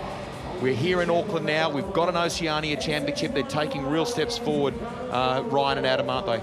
Yeah, and you know what? It's going to be exciting to see what they do in the coming years as well. They've taken the first step. This is a real good stepping stone, and it's going to be exciting for sport, for the Supercross sport. You know, it's really great to see the direction that they're going. Well done to Ryan Sanderson, Adam Bailey, and all of the team from AME. Let's focus on the lineup for you, and what a lineup it is. Outside of AMA competition in the United States, it really doesn't get any better than this. So Christian Craig, courtesy of an unbelievable Super Pole session by hundreds over Chad Reed in the end, gets the prime spot. Luke Clout, Brett Metcalf. We need to talk about Daniel Reardon. So the 122 ended up with the 5th fastest time in Super Pole, but on that Super Pole lap, right out of the final turn, on what looked like a beauty, had a moment. He's injured. We believe he will not take part in this one, unfortunately. Very unfortunate. You know, Dan was very quick out there, and one of the guys that really could challenge up the front. So it's really bad to see that he didn't get out there, but you know what? That could have been a lot worse. So good to come away with it. Bad that it's an injury. Dylan Wills, the SX2 rider, is out there, and plenty of other guys. Also, Blake Lilly. There, though, is the big talking point in this one. Justin Brayton on the bottom. I completely forgot. He missed. He didn't finish the first heat race, so he gets last pick, and he is on the absolute outside on this start line. Going to be very hard. Watch for that guy, though. Been riding for the Penrite Honda squad in Australia, and he's in great form at the moment. Would love to take it out here in Auckland. Reed didn't have a great run in Australia. He too would love to do it here. And he's very fast out of the gate. And let's not forget the points are close. We're set to go racing here in this one. Who will be the Oceania champion? Who will win it in Auckland? We're underway. Great start by the Scotsman, but he's been rounded up by Chad Reed. First turn pile-up. Brayton on the outside had nowhere to go. It looks like possibly Metcalf could be involved in that. There's a Honda down there. Looks like Christian Craig also, from what we can see, and is Reedy out in the lead, and right behind him, Dean Wilson, Luke Clout, and then it looks like Hayden Melrose. Here is a replay of the start. So Reed gets into turn 1 first, and then we've got all sorts of drama unfolding. Justin Brayton involved there on the 10 as well. Oh my goodness. And as you can see there with that left wrist drama, of course, for the man who was quickest, Christian Craig. So Reed leads the way. We need to look at the replay again. I want to say the knobby hole shot might have gone to Dean Wilson, the Scotsman, but he's in position 2 at the moment on the Husqvarna.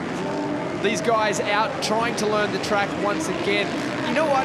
Compared to a normal Supercross, they really haven't done that much time on the track. They've only done a short practice, 1 heat race, so it's really new to them. And then the track changes again that has happened since they were last out. 8 laps to go in this one.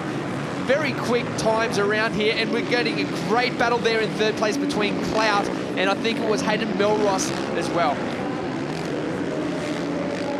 So we've got confirmation through. In fact, the Nobby's hole shot has gone to Chad Reed. Nobby Holshot going his way in this first race. Scheduled for 8 laps. Look at it on there in second position.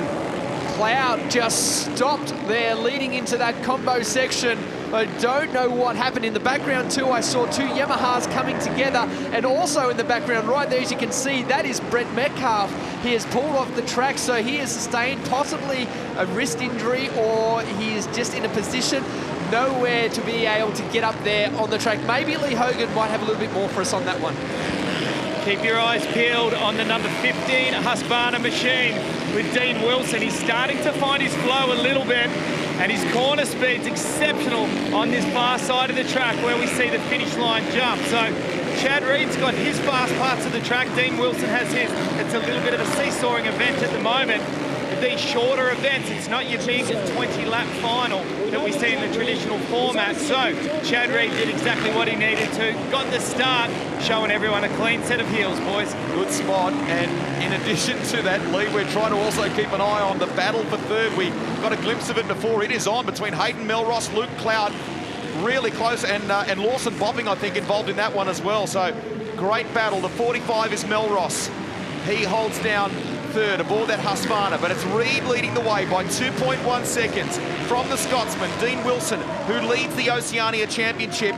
He's got a 2-point advantage over Dan Reardon, who is out with injury, but Chad Reed is still very much in the mix. He comes into this in terms of the Oceania battle, just 15 behind Dean Wilson. We'll keep an eye on that. It's tight. Oh, Dean Wilson picks up a tough block going through that section. Has gone into his rear wheel. Will it pull him up into the break? It certainly looks like it's affected him. If we see them coming through the whoops, it's still stuck on that bike there in second place. Dean Wilson up towards a triple. Oh, it's always scary seeing that. And I wanted to point out there, though, as we see him on screen here, it has not gone off that bike. It's stuck over his foot peg. But right behind him, Jay Wilson has set the fastest lap of the race last time around, half a second faster than anyone. Brayton, what a ride from Brayton after that incident. Let's just clarify this here. Yeah, so he's just touched a tough block and it has locked itself around the rear brake and foot peg. Now, we saw what happened to Daniel Reardon. Potentially, it could do it again. We see now, though, he has cleared that down the straight, so that is good to see. Very dangerous moments. I was just going to say before, Justin Brayton, from that incident on the first turn off the start line, has managed to get back to 9th position. He's 23 seconds shy of the lead, but that's a great recovery. Chad Reed really finding his feet here. A little bit of a tuck of the front wheel going into that turn, but he is still looking very strong as he goes into this combination down the back straight before the finish line and jumping really long off that last jump, trying to carry as much momentum into that turn as he can. We'll check out the lap times around this time. Again, Dean Wilson picks up the speed. He just set the fastest time that he has done at a 50.8. Less than 3 laps to go. Let's get an update. Here's Lee. Guys, just want to make a quick mention. What an impressive ride from Jackson Richardson. He hasn't had the best performance this year in the SX2 Supercross Championship, but he stepped up to the 450. Now, I got to watch him ride that 450 at the Clipsal Supercross earlier on in the year, so I had a funny feeling he'd do good stuff here.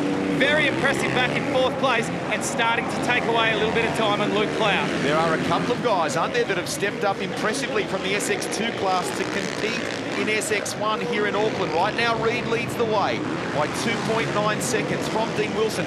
Then Hayden Melross doing a really good job in 3rd from Luke Clout. 2 to go now. Those lap times are seesawing between the top 3 riders. Melross, the big loser that time around, setting a bit of a slower lap time as they go through some of these lapped riders. Now, Chad mentioned it earlier on that when they do come up to these lap riders, they have to go offline, and that could potentially put them into a muddy section or a big slippery section that they're not used to riding, and also have that risk of coming unstuck, as we see Wilson just making his way past that lapped rider through the whoops. Brett Metcalf is 5 laps down according to the timing.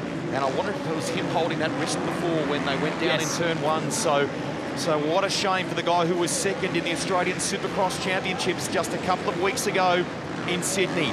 He chased Justin Brayton, his teammate, the whole way. Brayton, incidentally, on that Honda, who was also involved in that, is up now into 7th place, chasing Lawson Bopping as Reed gets ready to run home. The first of 3 finals here. There will only be a 5-minute break, and then they'll go racing for another 8 laps here at Mount Smart Stadium, and then they'll do it all again. Reid, brilliant stuff aboard the Suzuki. Especially in these conditions, it's really hard to get that momentum flowing again. You've got to stop. These guys, I know, would just rather do the 20 laps, get it out the road. They know the track. They're in a good rhythm at the moment, and they would love just to finish off the race and be done with it. But they've got to do it 2 more times. He's the Iron Man. More starts than anyone in the AMA Supercross. What a career he's had in the United States. Lots of question marks about the future. A win in New Zealand. He starts the final superbly, takes out SX final number 1, Chad Reid from Dean Wilson. Wilson, that's all good for him as he chases that Oceania Championship. And Hayden Melross, stunning stuff on the Husqvarna. 2 Huskies in the top 3. They'll get a chance to reset here, catch their breath, think about the track condition, what they might want. It's physical stuff here at Mount Smart Stadium. Some of the riders have talked about the real, almost Anaheim feel about the layout here. Very different to the almost arena cross style setup that we had in Sydney a few weeks ago. Dramas here. Blake Lilly. He has not had the night that he was hoping for, I can promise you. It's very hard to do it. Now, there's 5 minutes break between these races. That's from the time that Chad Reid crosses the line.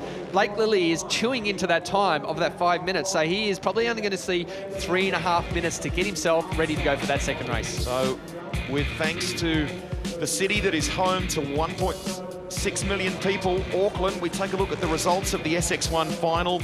Reid by just over 1.2 seconds from Dean Wilson. Nice job by Hayden Melross, Luke Clout and Jackson Richardson, who we were talking about before. And Justin Brayton recovers to finish 7th. We'll take you trackside and soak up a little bit of this before we go racing once again in SX Final 2. Okay, we're here with the winner of final number 1 in the SX1 class. Please put your hands together for Chad Reid. Chad, feels good to get a win. Yeah, always good to get a win. It's like I said, track's really tough. Starts, I need to rely on that because I got the same issues as 2 weeks ago. So yeah, I got to play my my experience card. Corner speed's looking really good here. The corner before the finish line jump. You're feeling nice out there. Yeah, it's actually, the track is so tough and the entry and exit is so different. So you just gotta, yeah, like 1 minute it's one thing and you're like, all right, that's a sweet line. You go there the next lap, it's completely different. So that's what makes it fun though. All right, well, I'm gonna leave you alone, let you get into that right headspace for another good final number 2. Good luck, Chad Reid. Yeah, I think we just gotta, you know, be calm and unleash this GGR factory Suzuki and see if we can get another whole shot. Go get him, Speedy. Put your hands together one more time for Chad Reid. So we'll take a look at some highlights here for you. Dean Wilson, courtesy of the 2nd place finish to Reid, increases his lead to 82 points in the Oceania Championship. But the knobby hole shot that time went to Reid. Beautiful. By contrast, all sorts of issues at the first turn for the Honda riders because Brayton was involved and it looked like Metcalf was nursing his left wrist. Then there was a bit of a moment for Dean Wilson too, wasn't there? That could have really been a lot worse than it was. So it was good to see that he cleared that out and got rid of the issue that was at hand. Chad Reid, though, a beautiful ride that whole way through. And something he did mention there was that he was looking for new lines. We saw that in the hot lap earlier on, where Chad Reid was just starting to find some different lines crossing over the ruts that he had previously used earlier on in the day. So that's going to be a big key with this one. Now, Ben Townley mentioned before the start of these races how they'd been out and done the track maintenance. What they've done, they've pushed all of that dirt into those ruts, and it could be very soft and a little bit blind. So finding new lines is very important. Here are the points as of the first race. Chad Reid scores himself 25 points. 2nd place would have been Dean Wilson with 22. And the rest of the guys scoring very well as we go down through the rest of the list. There is Hayden Melross. He was in 5th place as well. And in terms of the Oceania point score, we're just crunching some numbers here. Those that you can see on the screen there just a minute ago are for the event. To when to win the Monster Energy SX Open Auckland Crown. Now, Wilson will, courtesy of that second place, go to 82 points in the Oceania Championship. Chad Reed will go to 72, so he's narrowed the margin, Chad Reed, from what was 15 going into SX Final number 1 down to 10.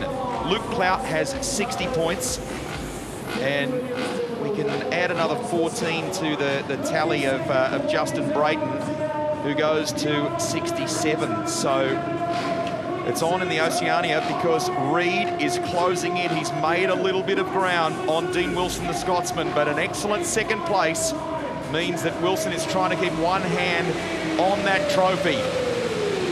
Set to go racing once again. Good start by the Scotsman. Reed does it again. Oh, Clout tries to dive it up the inside, and again, they cannot stop from the outside in that first turn. One rider going straight through. Was it Brayton? I don't know who it was. Brayton made the turn, so thankfully he got around. There is Wilson in third. It looks like Christian Craig in fourth. Brayton, there he goes across the finish line. He's still deep. If we have another look at this, there is Brayton on screen, and it was Josh Hansen. A little tap and no ability to brake in that slippery stuff. Didn't he? He avoided. He went through the little link road that they used for the KTM mini event earlier in the evening as far as our coverage is concerned. Reed now has a 1.1 second lead over Luke Clout on the KTM, then Dean Wilson, then Christian Craig, the American on the 38, Jay Wilson, Hayden Melross. They're your top 6. Good start by Melross again, has put him right up there in the pointy end. Wilson really needs to get around Luke Clout as early as he can in this race. And I know, here it is up the inside, big jump. Will he make the pass? He does. Shows his force and makes himself up into second place right there. Very important when it looks at the Oceania Championship, because every place between Chad Reed is points taken away from his lead. 25 points for a win, 22 for a second. He's just got to keep shadowing him, Dean Wilson. That's really important as far as that one is concerned. And Reed, well, okay, it might be the Oceania title, but he would imagine just cleaning up in Auckland. He's had a great couple of days here. It would be cool. Wow, Christian Craig just made the pass going into that little combination section up the inside and completely stuffed the run of Luke Clout, and that allowed also Hayden Melross to make the pass. So within 2 turns, Clout has gone from second to fourth, and unfortunately he's dropped a long way back, but our heavy hitters are up the front, all chasing down Chad Reed. Again though, in this next combination section, Dean Wilson is the only rider to be doing it different, and I don't know if it's faster. It looks faster, but he just doesn't seem to be making up the ground that we thought he may do. And what impact will Christian Craig make? He's moved up into third, as you said before, ahead of Hayden Melross and Luke Clout. There's your Monster Energy leaderboard there. Reed looking at trying to take his second win in the finals, but we've got 6 to go in this one, 5.5 in fact. This guy here heading into his 3rd season with the powerhouse Geico Honda squad in the United States. And all the competition that they've been doing either here in New Zealand and or Australia, for some of them, is keeping them absolutely match fit ahead of the return to American competition. We see it all the time. The guys that came over here always seem to go back to America very strong.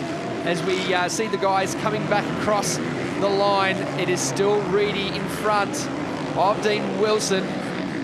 And then it is also Christian Craig behind him. There is Chad Reed. I mean, for a guy that said for me, it seemed like he said he wasn't as confident or didn't feel quite as good on the bike, but he certainly looks the goods at the moment. Those numbers on screen a moment ago, progressive for the event. So Reed currently with 97 accumulated for the Monster Energy SX Open Auckland. He's the man to beat. He's 5 clear of Dean Wilson, but Wilson is ahead in the race for the Oceania Championship, which takes place over 2 events, both the AusX Open in Sydney and this one. So Reed has now got a 2.6 second margin over Wilson.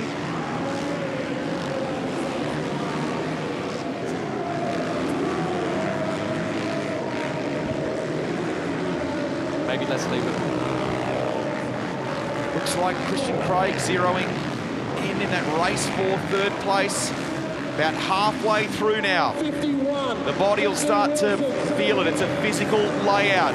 Had it stayed wetter, muddier, it would not be as physical as it is now, believe it or not.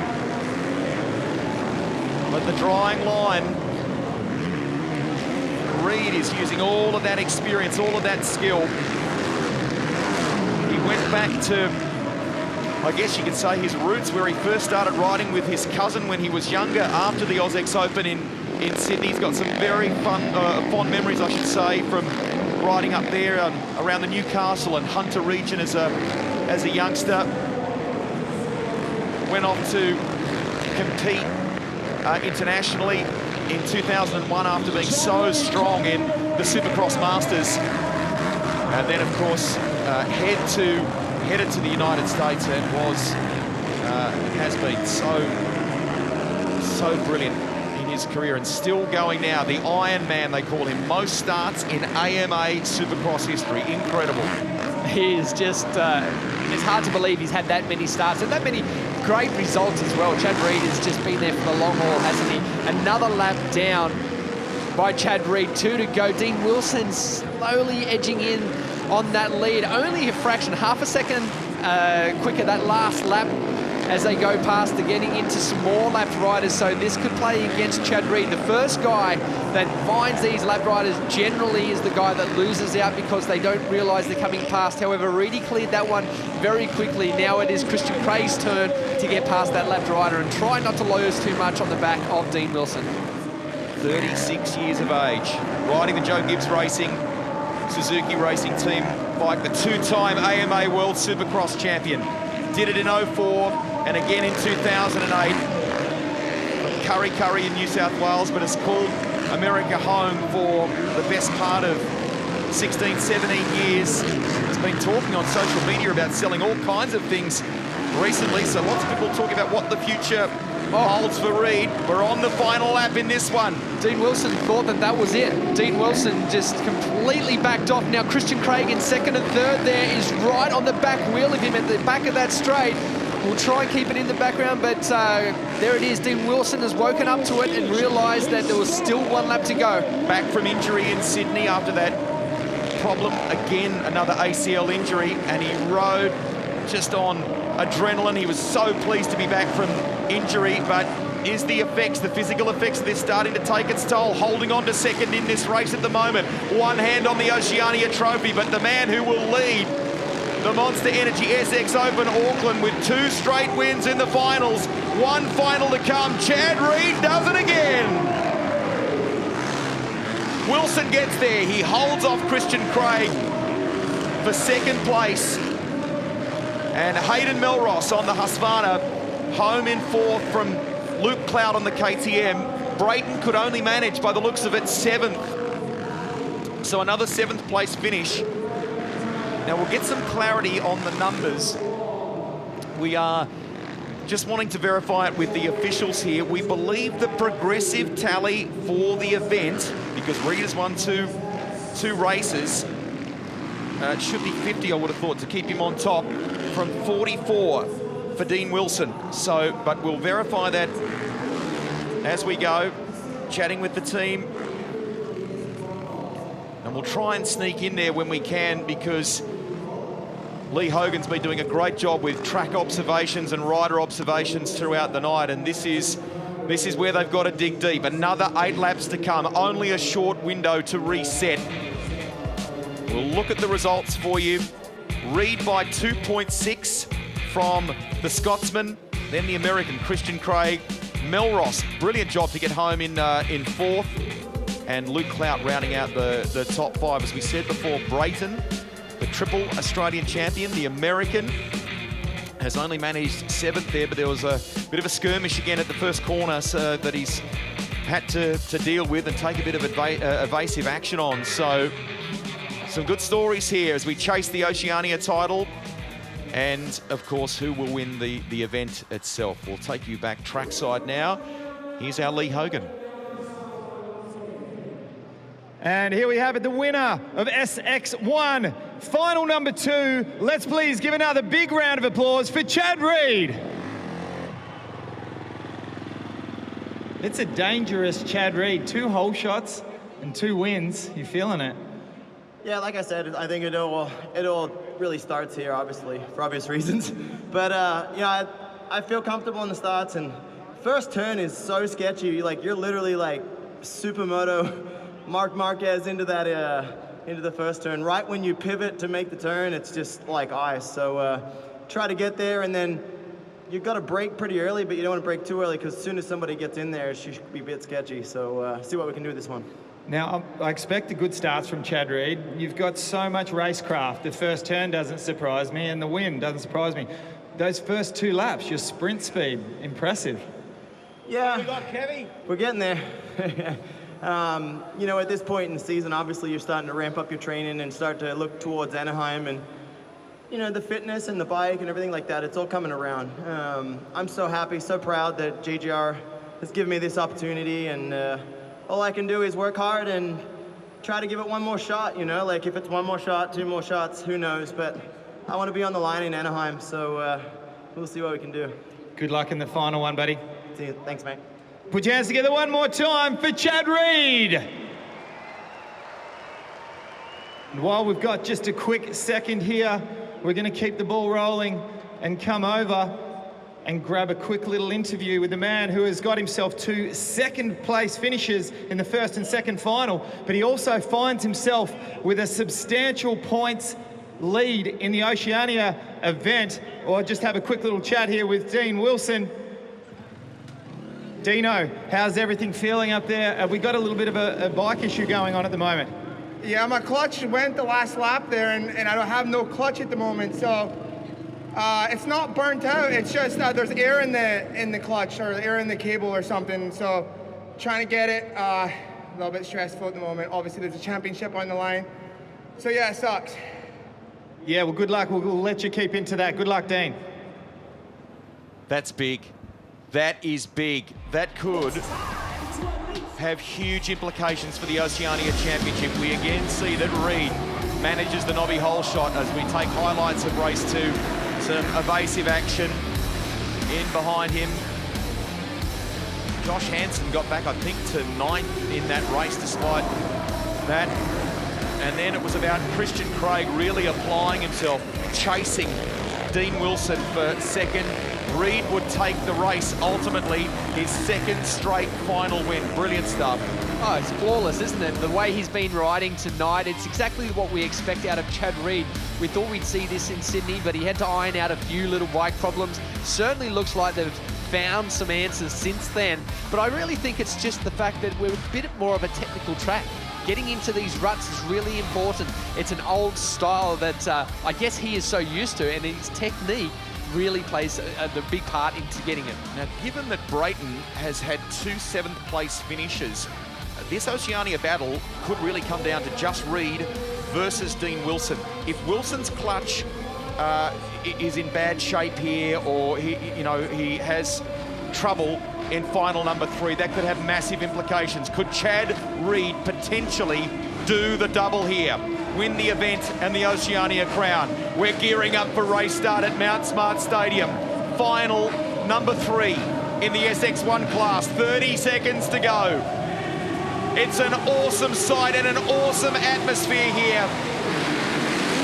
They push him to get him underway. He struggles to get going. He's at the back of the pack, Dean Wilson.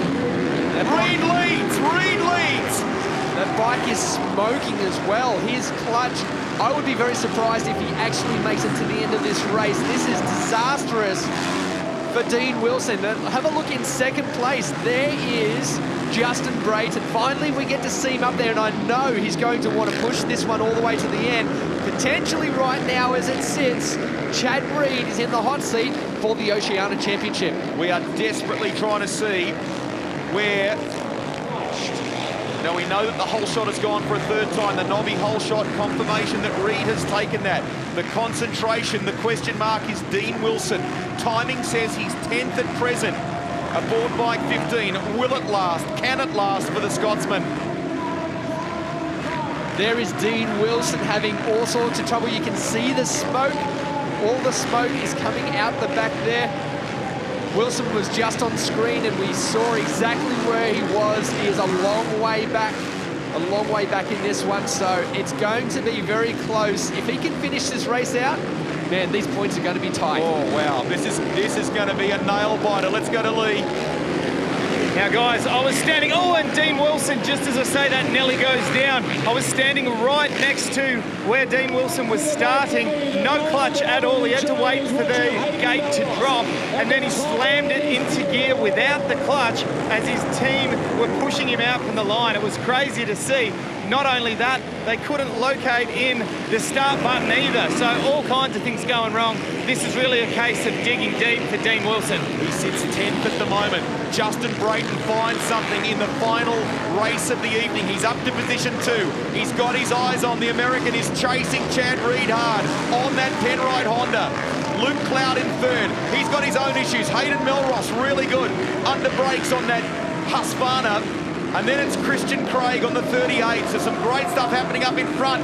It's on. Brayton versus Reed. Brayton's had a good run through this section of the circuit. He shadows Reed, intimidating him. Looking at the Joe Gibbs Honda Suzuki.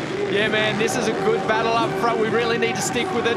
That is so close. Reedy is feeling the pressure right now.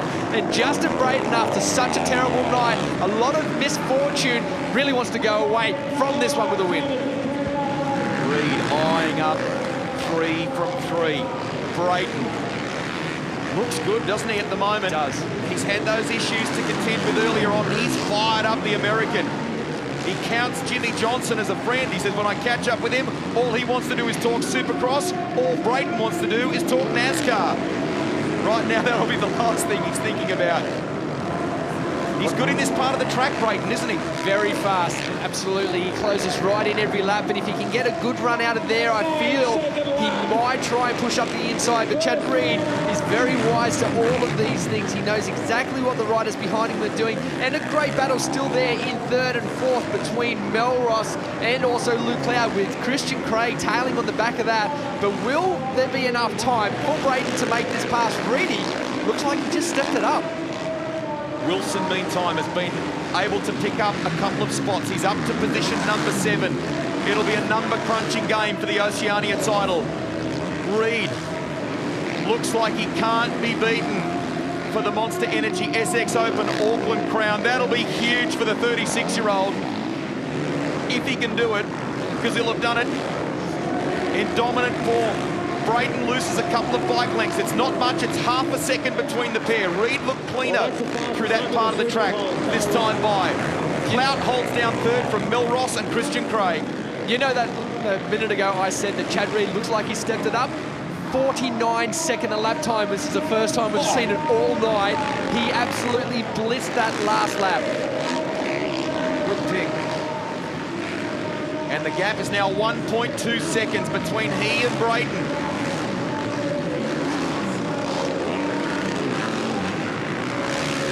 We have 3 laps to go in this one, starting to come into our lap riders. Brayton is still there. Any kind of small mistake, and Brayton will close back in on Chad Reed.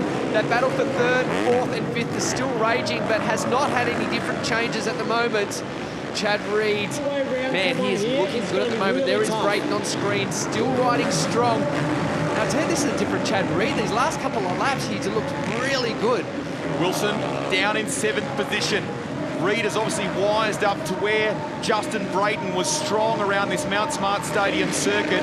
The lead is 1.6 seconds, and he looks good in several places. It seemed as though Brayton struggled for a bit of drive, a bit of traction off turn number 1 last time by. We'll see what he's like this time as they go over the start-finish line. Reed gasses it up. Front wheel wants to come off the deck. Brayton better that time by.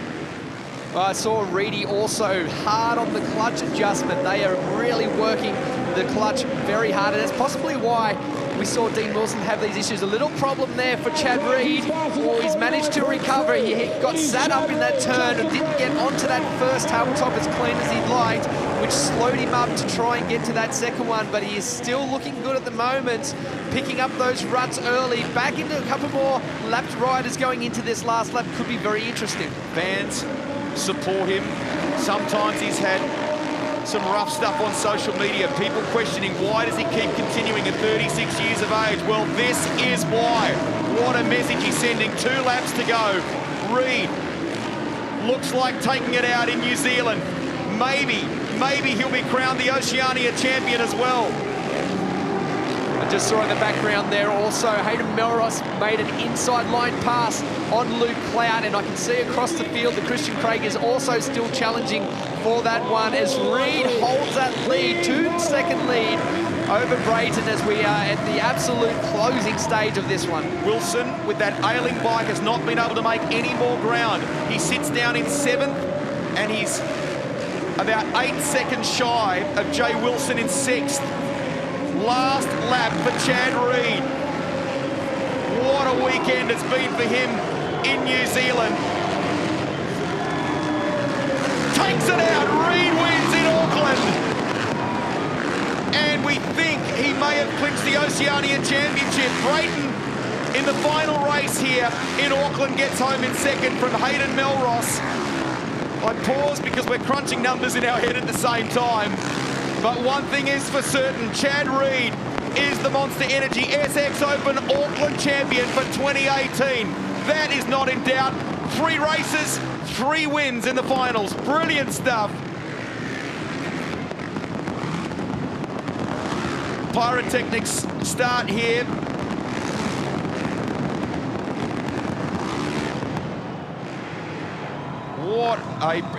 He's now responding to the crowd. He's going down on the side road here by the Western Stadium.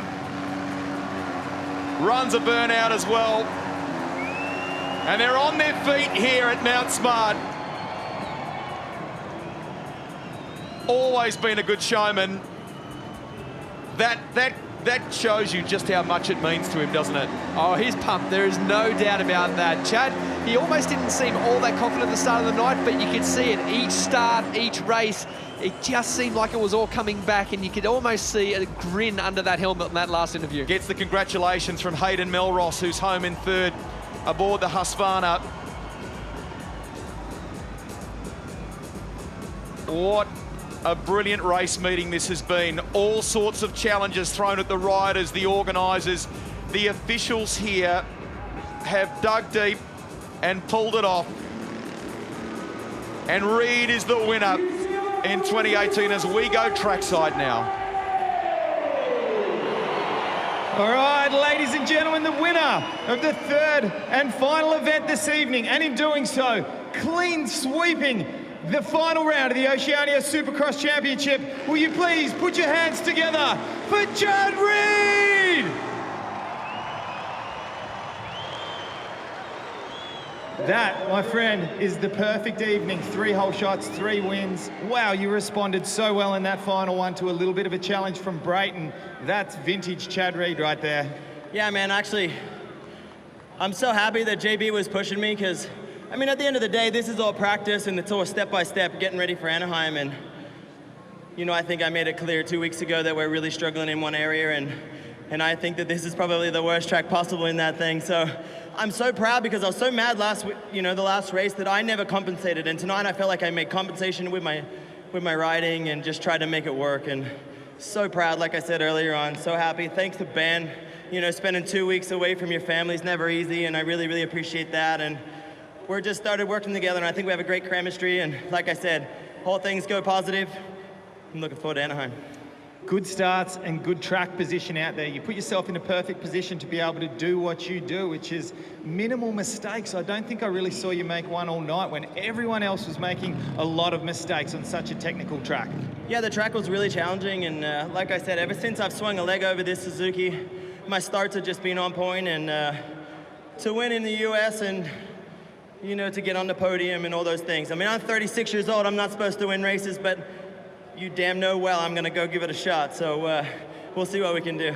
Congratulations, wow. I'm absolutely stoked and so proud of your efforts here tonight. Will you please put your hands together one more time for the winner this evening, Chad Reid! Fairy tale stuff. Age 36. They've had a ripper night here in Auckland and one of the all-time greats of the sport. takes it out. So these are the points for the event itself. The Monster Energy SX Auckland crown goes to Chad Reid. Hayden Melross, look at that, 58 points. He shares it with Dean Wilson, but gets the higher result in that race, Hayden Melross. Christian Craig and Justin Brayton round out the top 5. Time for the podium for the event. Auckland, New Zealand, it's the Monster Energy SX Open, and we are about to crown our winners. Ladies and gentlemen, taking 3rd place tonight, the number 15, doing it for the Team Husqvarna. Will you please welcome to the podium, Dean Wilson!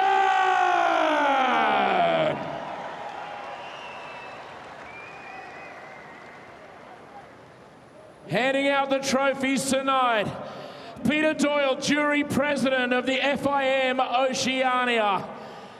And he'll be handing the trophies to all 3 of these guys, including 2nd place tonight.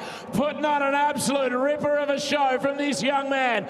Bike number 45 of Hayden Melross.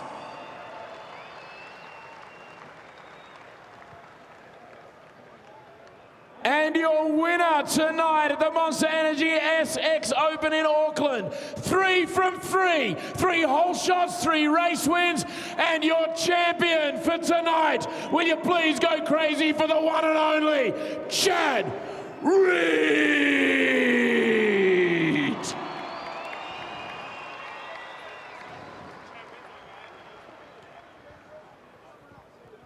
Our very first Monster Energy SX Open in Auckland. And will you please get loud one more time for Dean Wilson, Hayden Melross, and Chad Reid.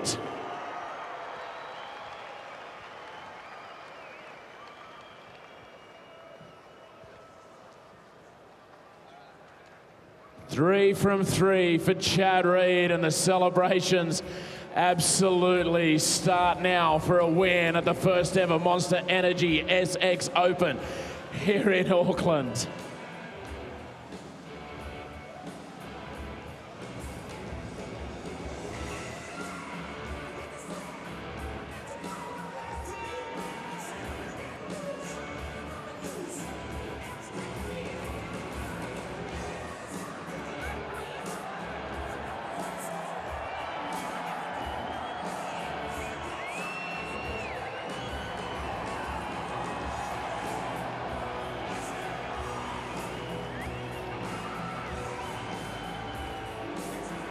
How about an Auckland Chad Reid? And what about the shoey as well? That fresh boot, that old Fox boot, I don't reckon that's too good anymore.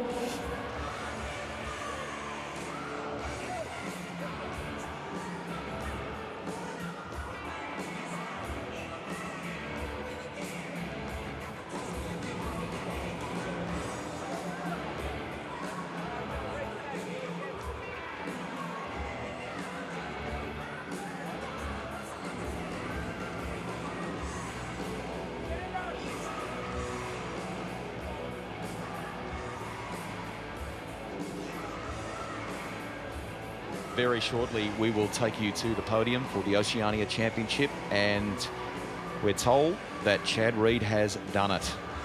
So that is mighty, Danny Ham. Wow, what a result, what a dream result for Chad Reid tonight to come out with a win like that, and perfect confidence, as he said, going into Anaheim for next year. It's exactly what he needed. A lot put on the line here in terms of this big event. He's taken that out. And lots of people excited about the Oceania title. That's mega. Another one in the cabinet for him. It's fantastic, and it's only something that we can build on as well. As far as a series for Supercross, if we can get it out there a lot more, we've really got a big future here in Australia, New Zealand, and the rest of the Oceania area. Very minor advantage it was in points terms. Reid taking it out from Wilson in the end, and Justin Brayton. Back to the podium now. And tonight, Auckland, we also get to crown our very first FIM Oceania Supercross Championship winner as well. It came down to these last couple of races here in Auckland. And presenting the trophies tonight, Glenn Williams, president of FIM Oceania. And 3rd place for that championship goes for the number 10 bike of Justin Brayton.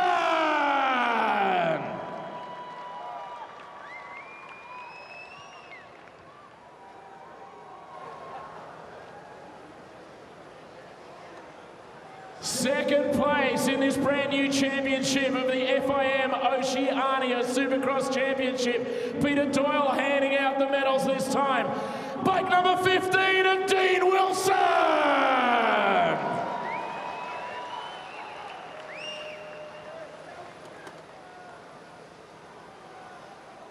And how's this? 2 weeks ago, this series did not look like he had a chance of winning. But he's come back tonight with 3 out of 3 and a perfect 75 points for the evening. Your new FIM Oceania Championship, Chad Reed.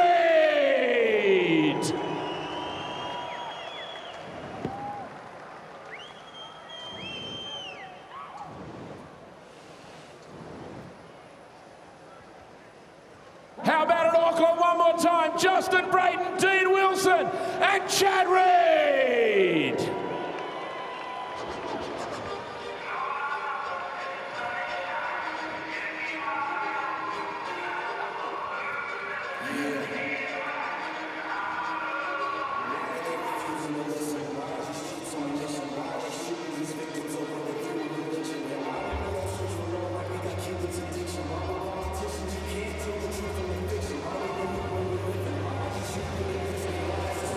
What a night for Chad Reed. 3 from 3. He wins the inaugural FIM Oceania Championship at the age of 36. Lee Hogan, it just says one thing. Age and the old cliche is no barrier to this man. No, there is certainly no barrier to him. Tonight has really been all about Chad Reed, winning all 3 finals, coming out on top with the Oceania Championship. But you know what it was? It's also a bit of a knock to the confidence 2 weeks ago in Sydney, and he has come back and he thrives on this stuff. He wants it. And I tell you, going into Anaheim, round 1 of the AMA Supercross for next year, this is good news for Chad Reed fans out there. Dean Wilson must have been filthy for that last start in the third race. It was just clutch was gone. Well, I went over to have a little bit of an interview with him, not knowing anything about the clutch whatsoever. It was purely just to have a bit of a chat with him, knowing that he had such a substantial lead in the Oceania Championship going into that final race. However, I had no clue that they had such major dramas going on with the bike, but to be standing so close to him when the drop of the gate happened for that final race and to see he couldn't even pull the clutch in, he had to rely on 2 people to push his bike forwards as he just jammed it into gear and hoped for the best. So that really was a case of digging deep. That was a warrior effort from Dean Wilson. Hell of a night though, 2 hours of non-stop motocross action, supercross action, whichever way you want to talk about, and seeing the little ones out here as well. It's just such a good way for people to say, go buy a bike, give it a nudge. It was a fantastic night. Everyone had a great time. The 50s were fantastic, and they quite possibly get the biggest rev up out of the crowd out of anything. It's really good. All right, well, it's been an absolute pleasure working with you, Lee Hogan, Danny Hammond, of course, the master, Greg Rust upstairs. But there you have it, folks. The inaugural Monster Energy SX Open in Auckland has been done, and the man that owned the night, quite simply, was Chad Reed. We'll see you next time around.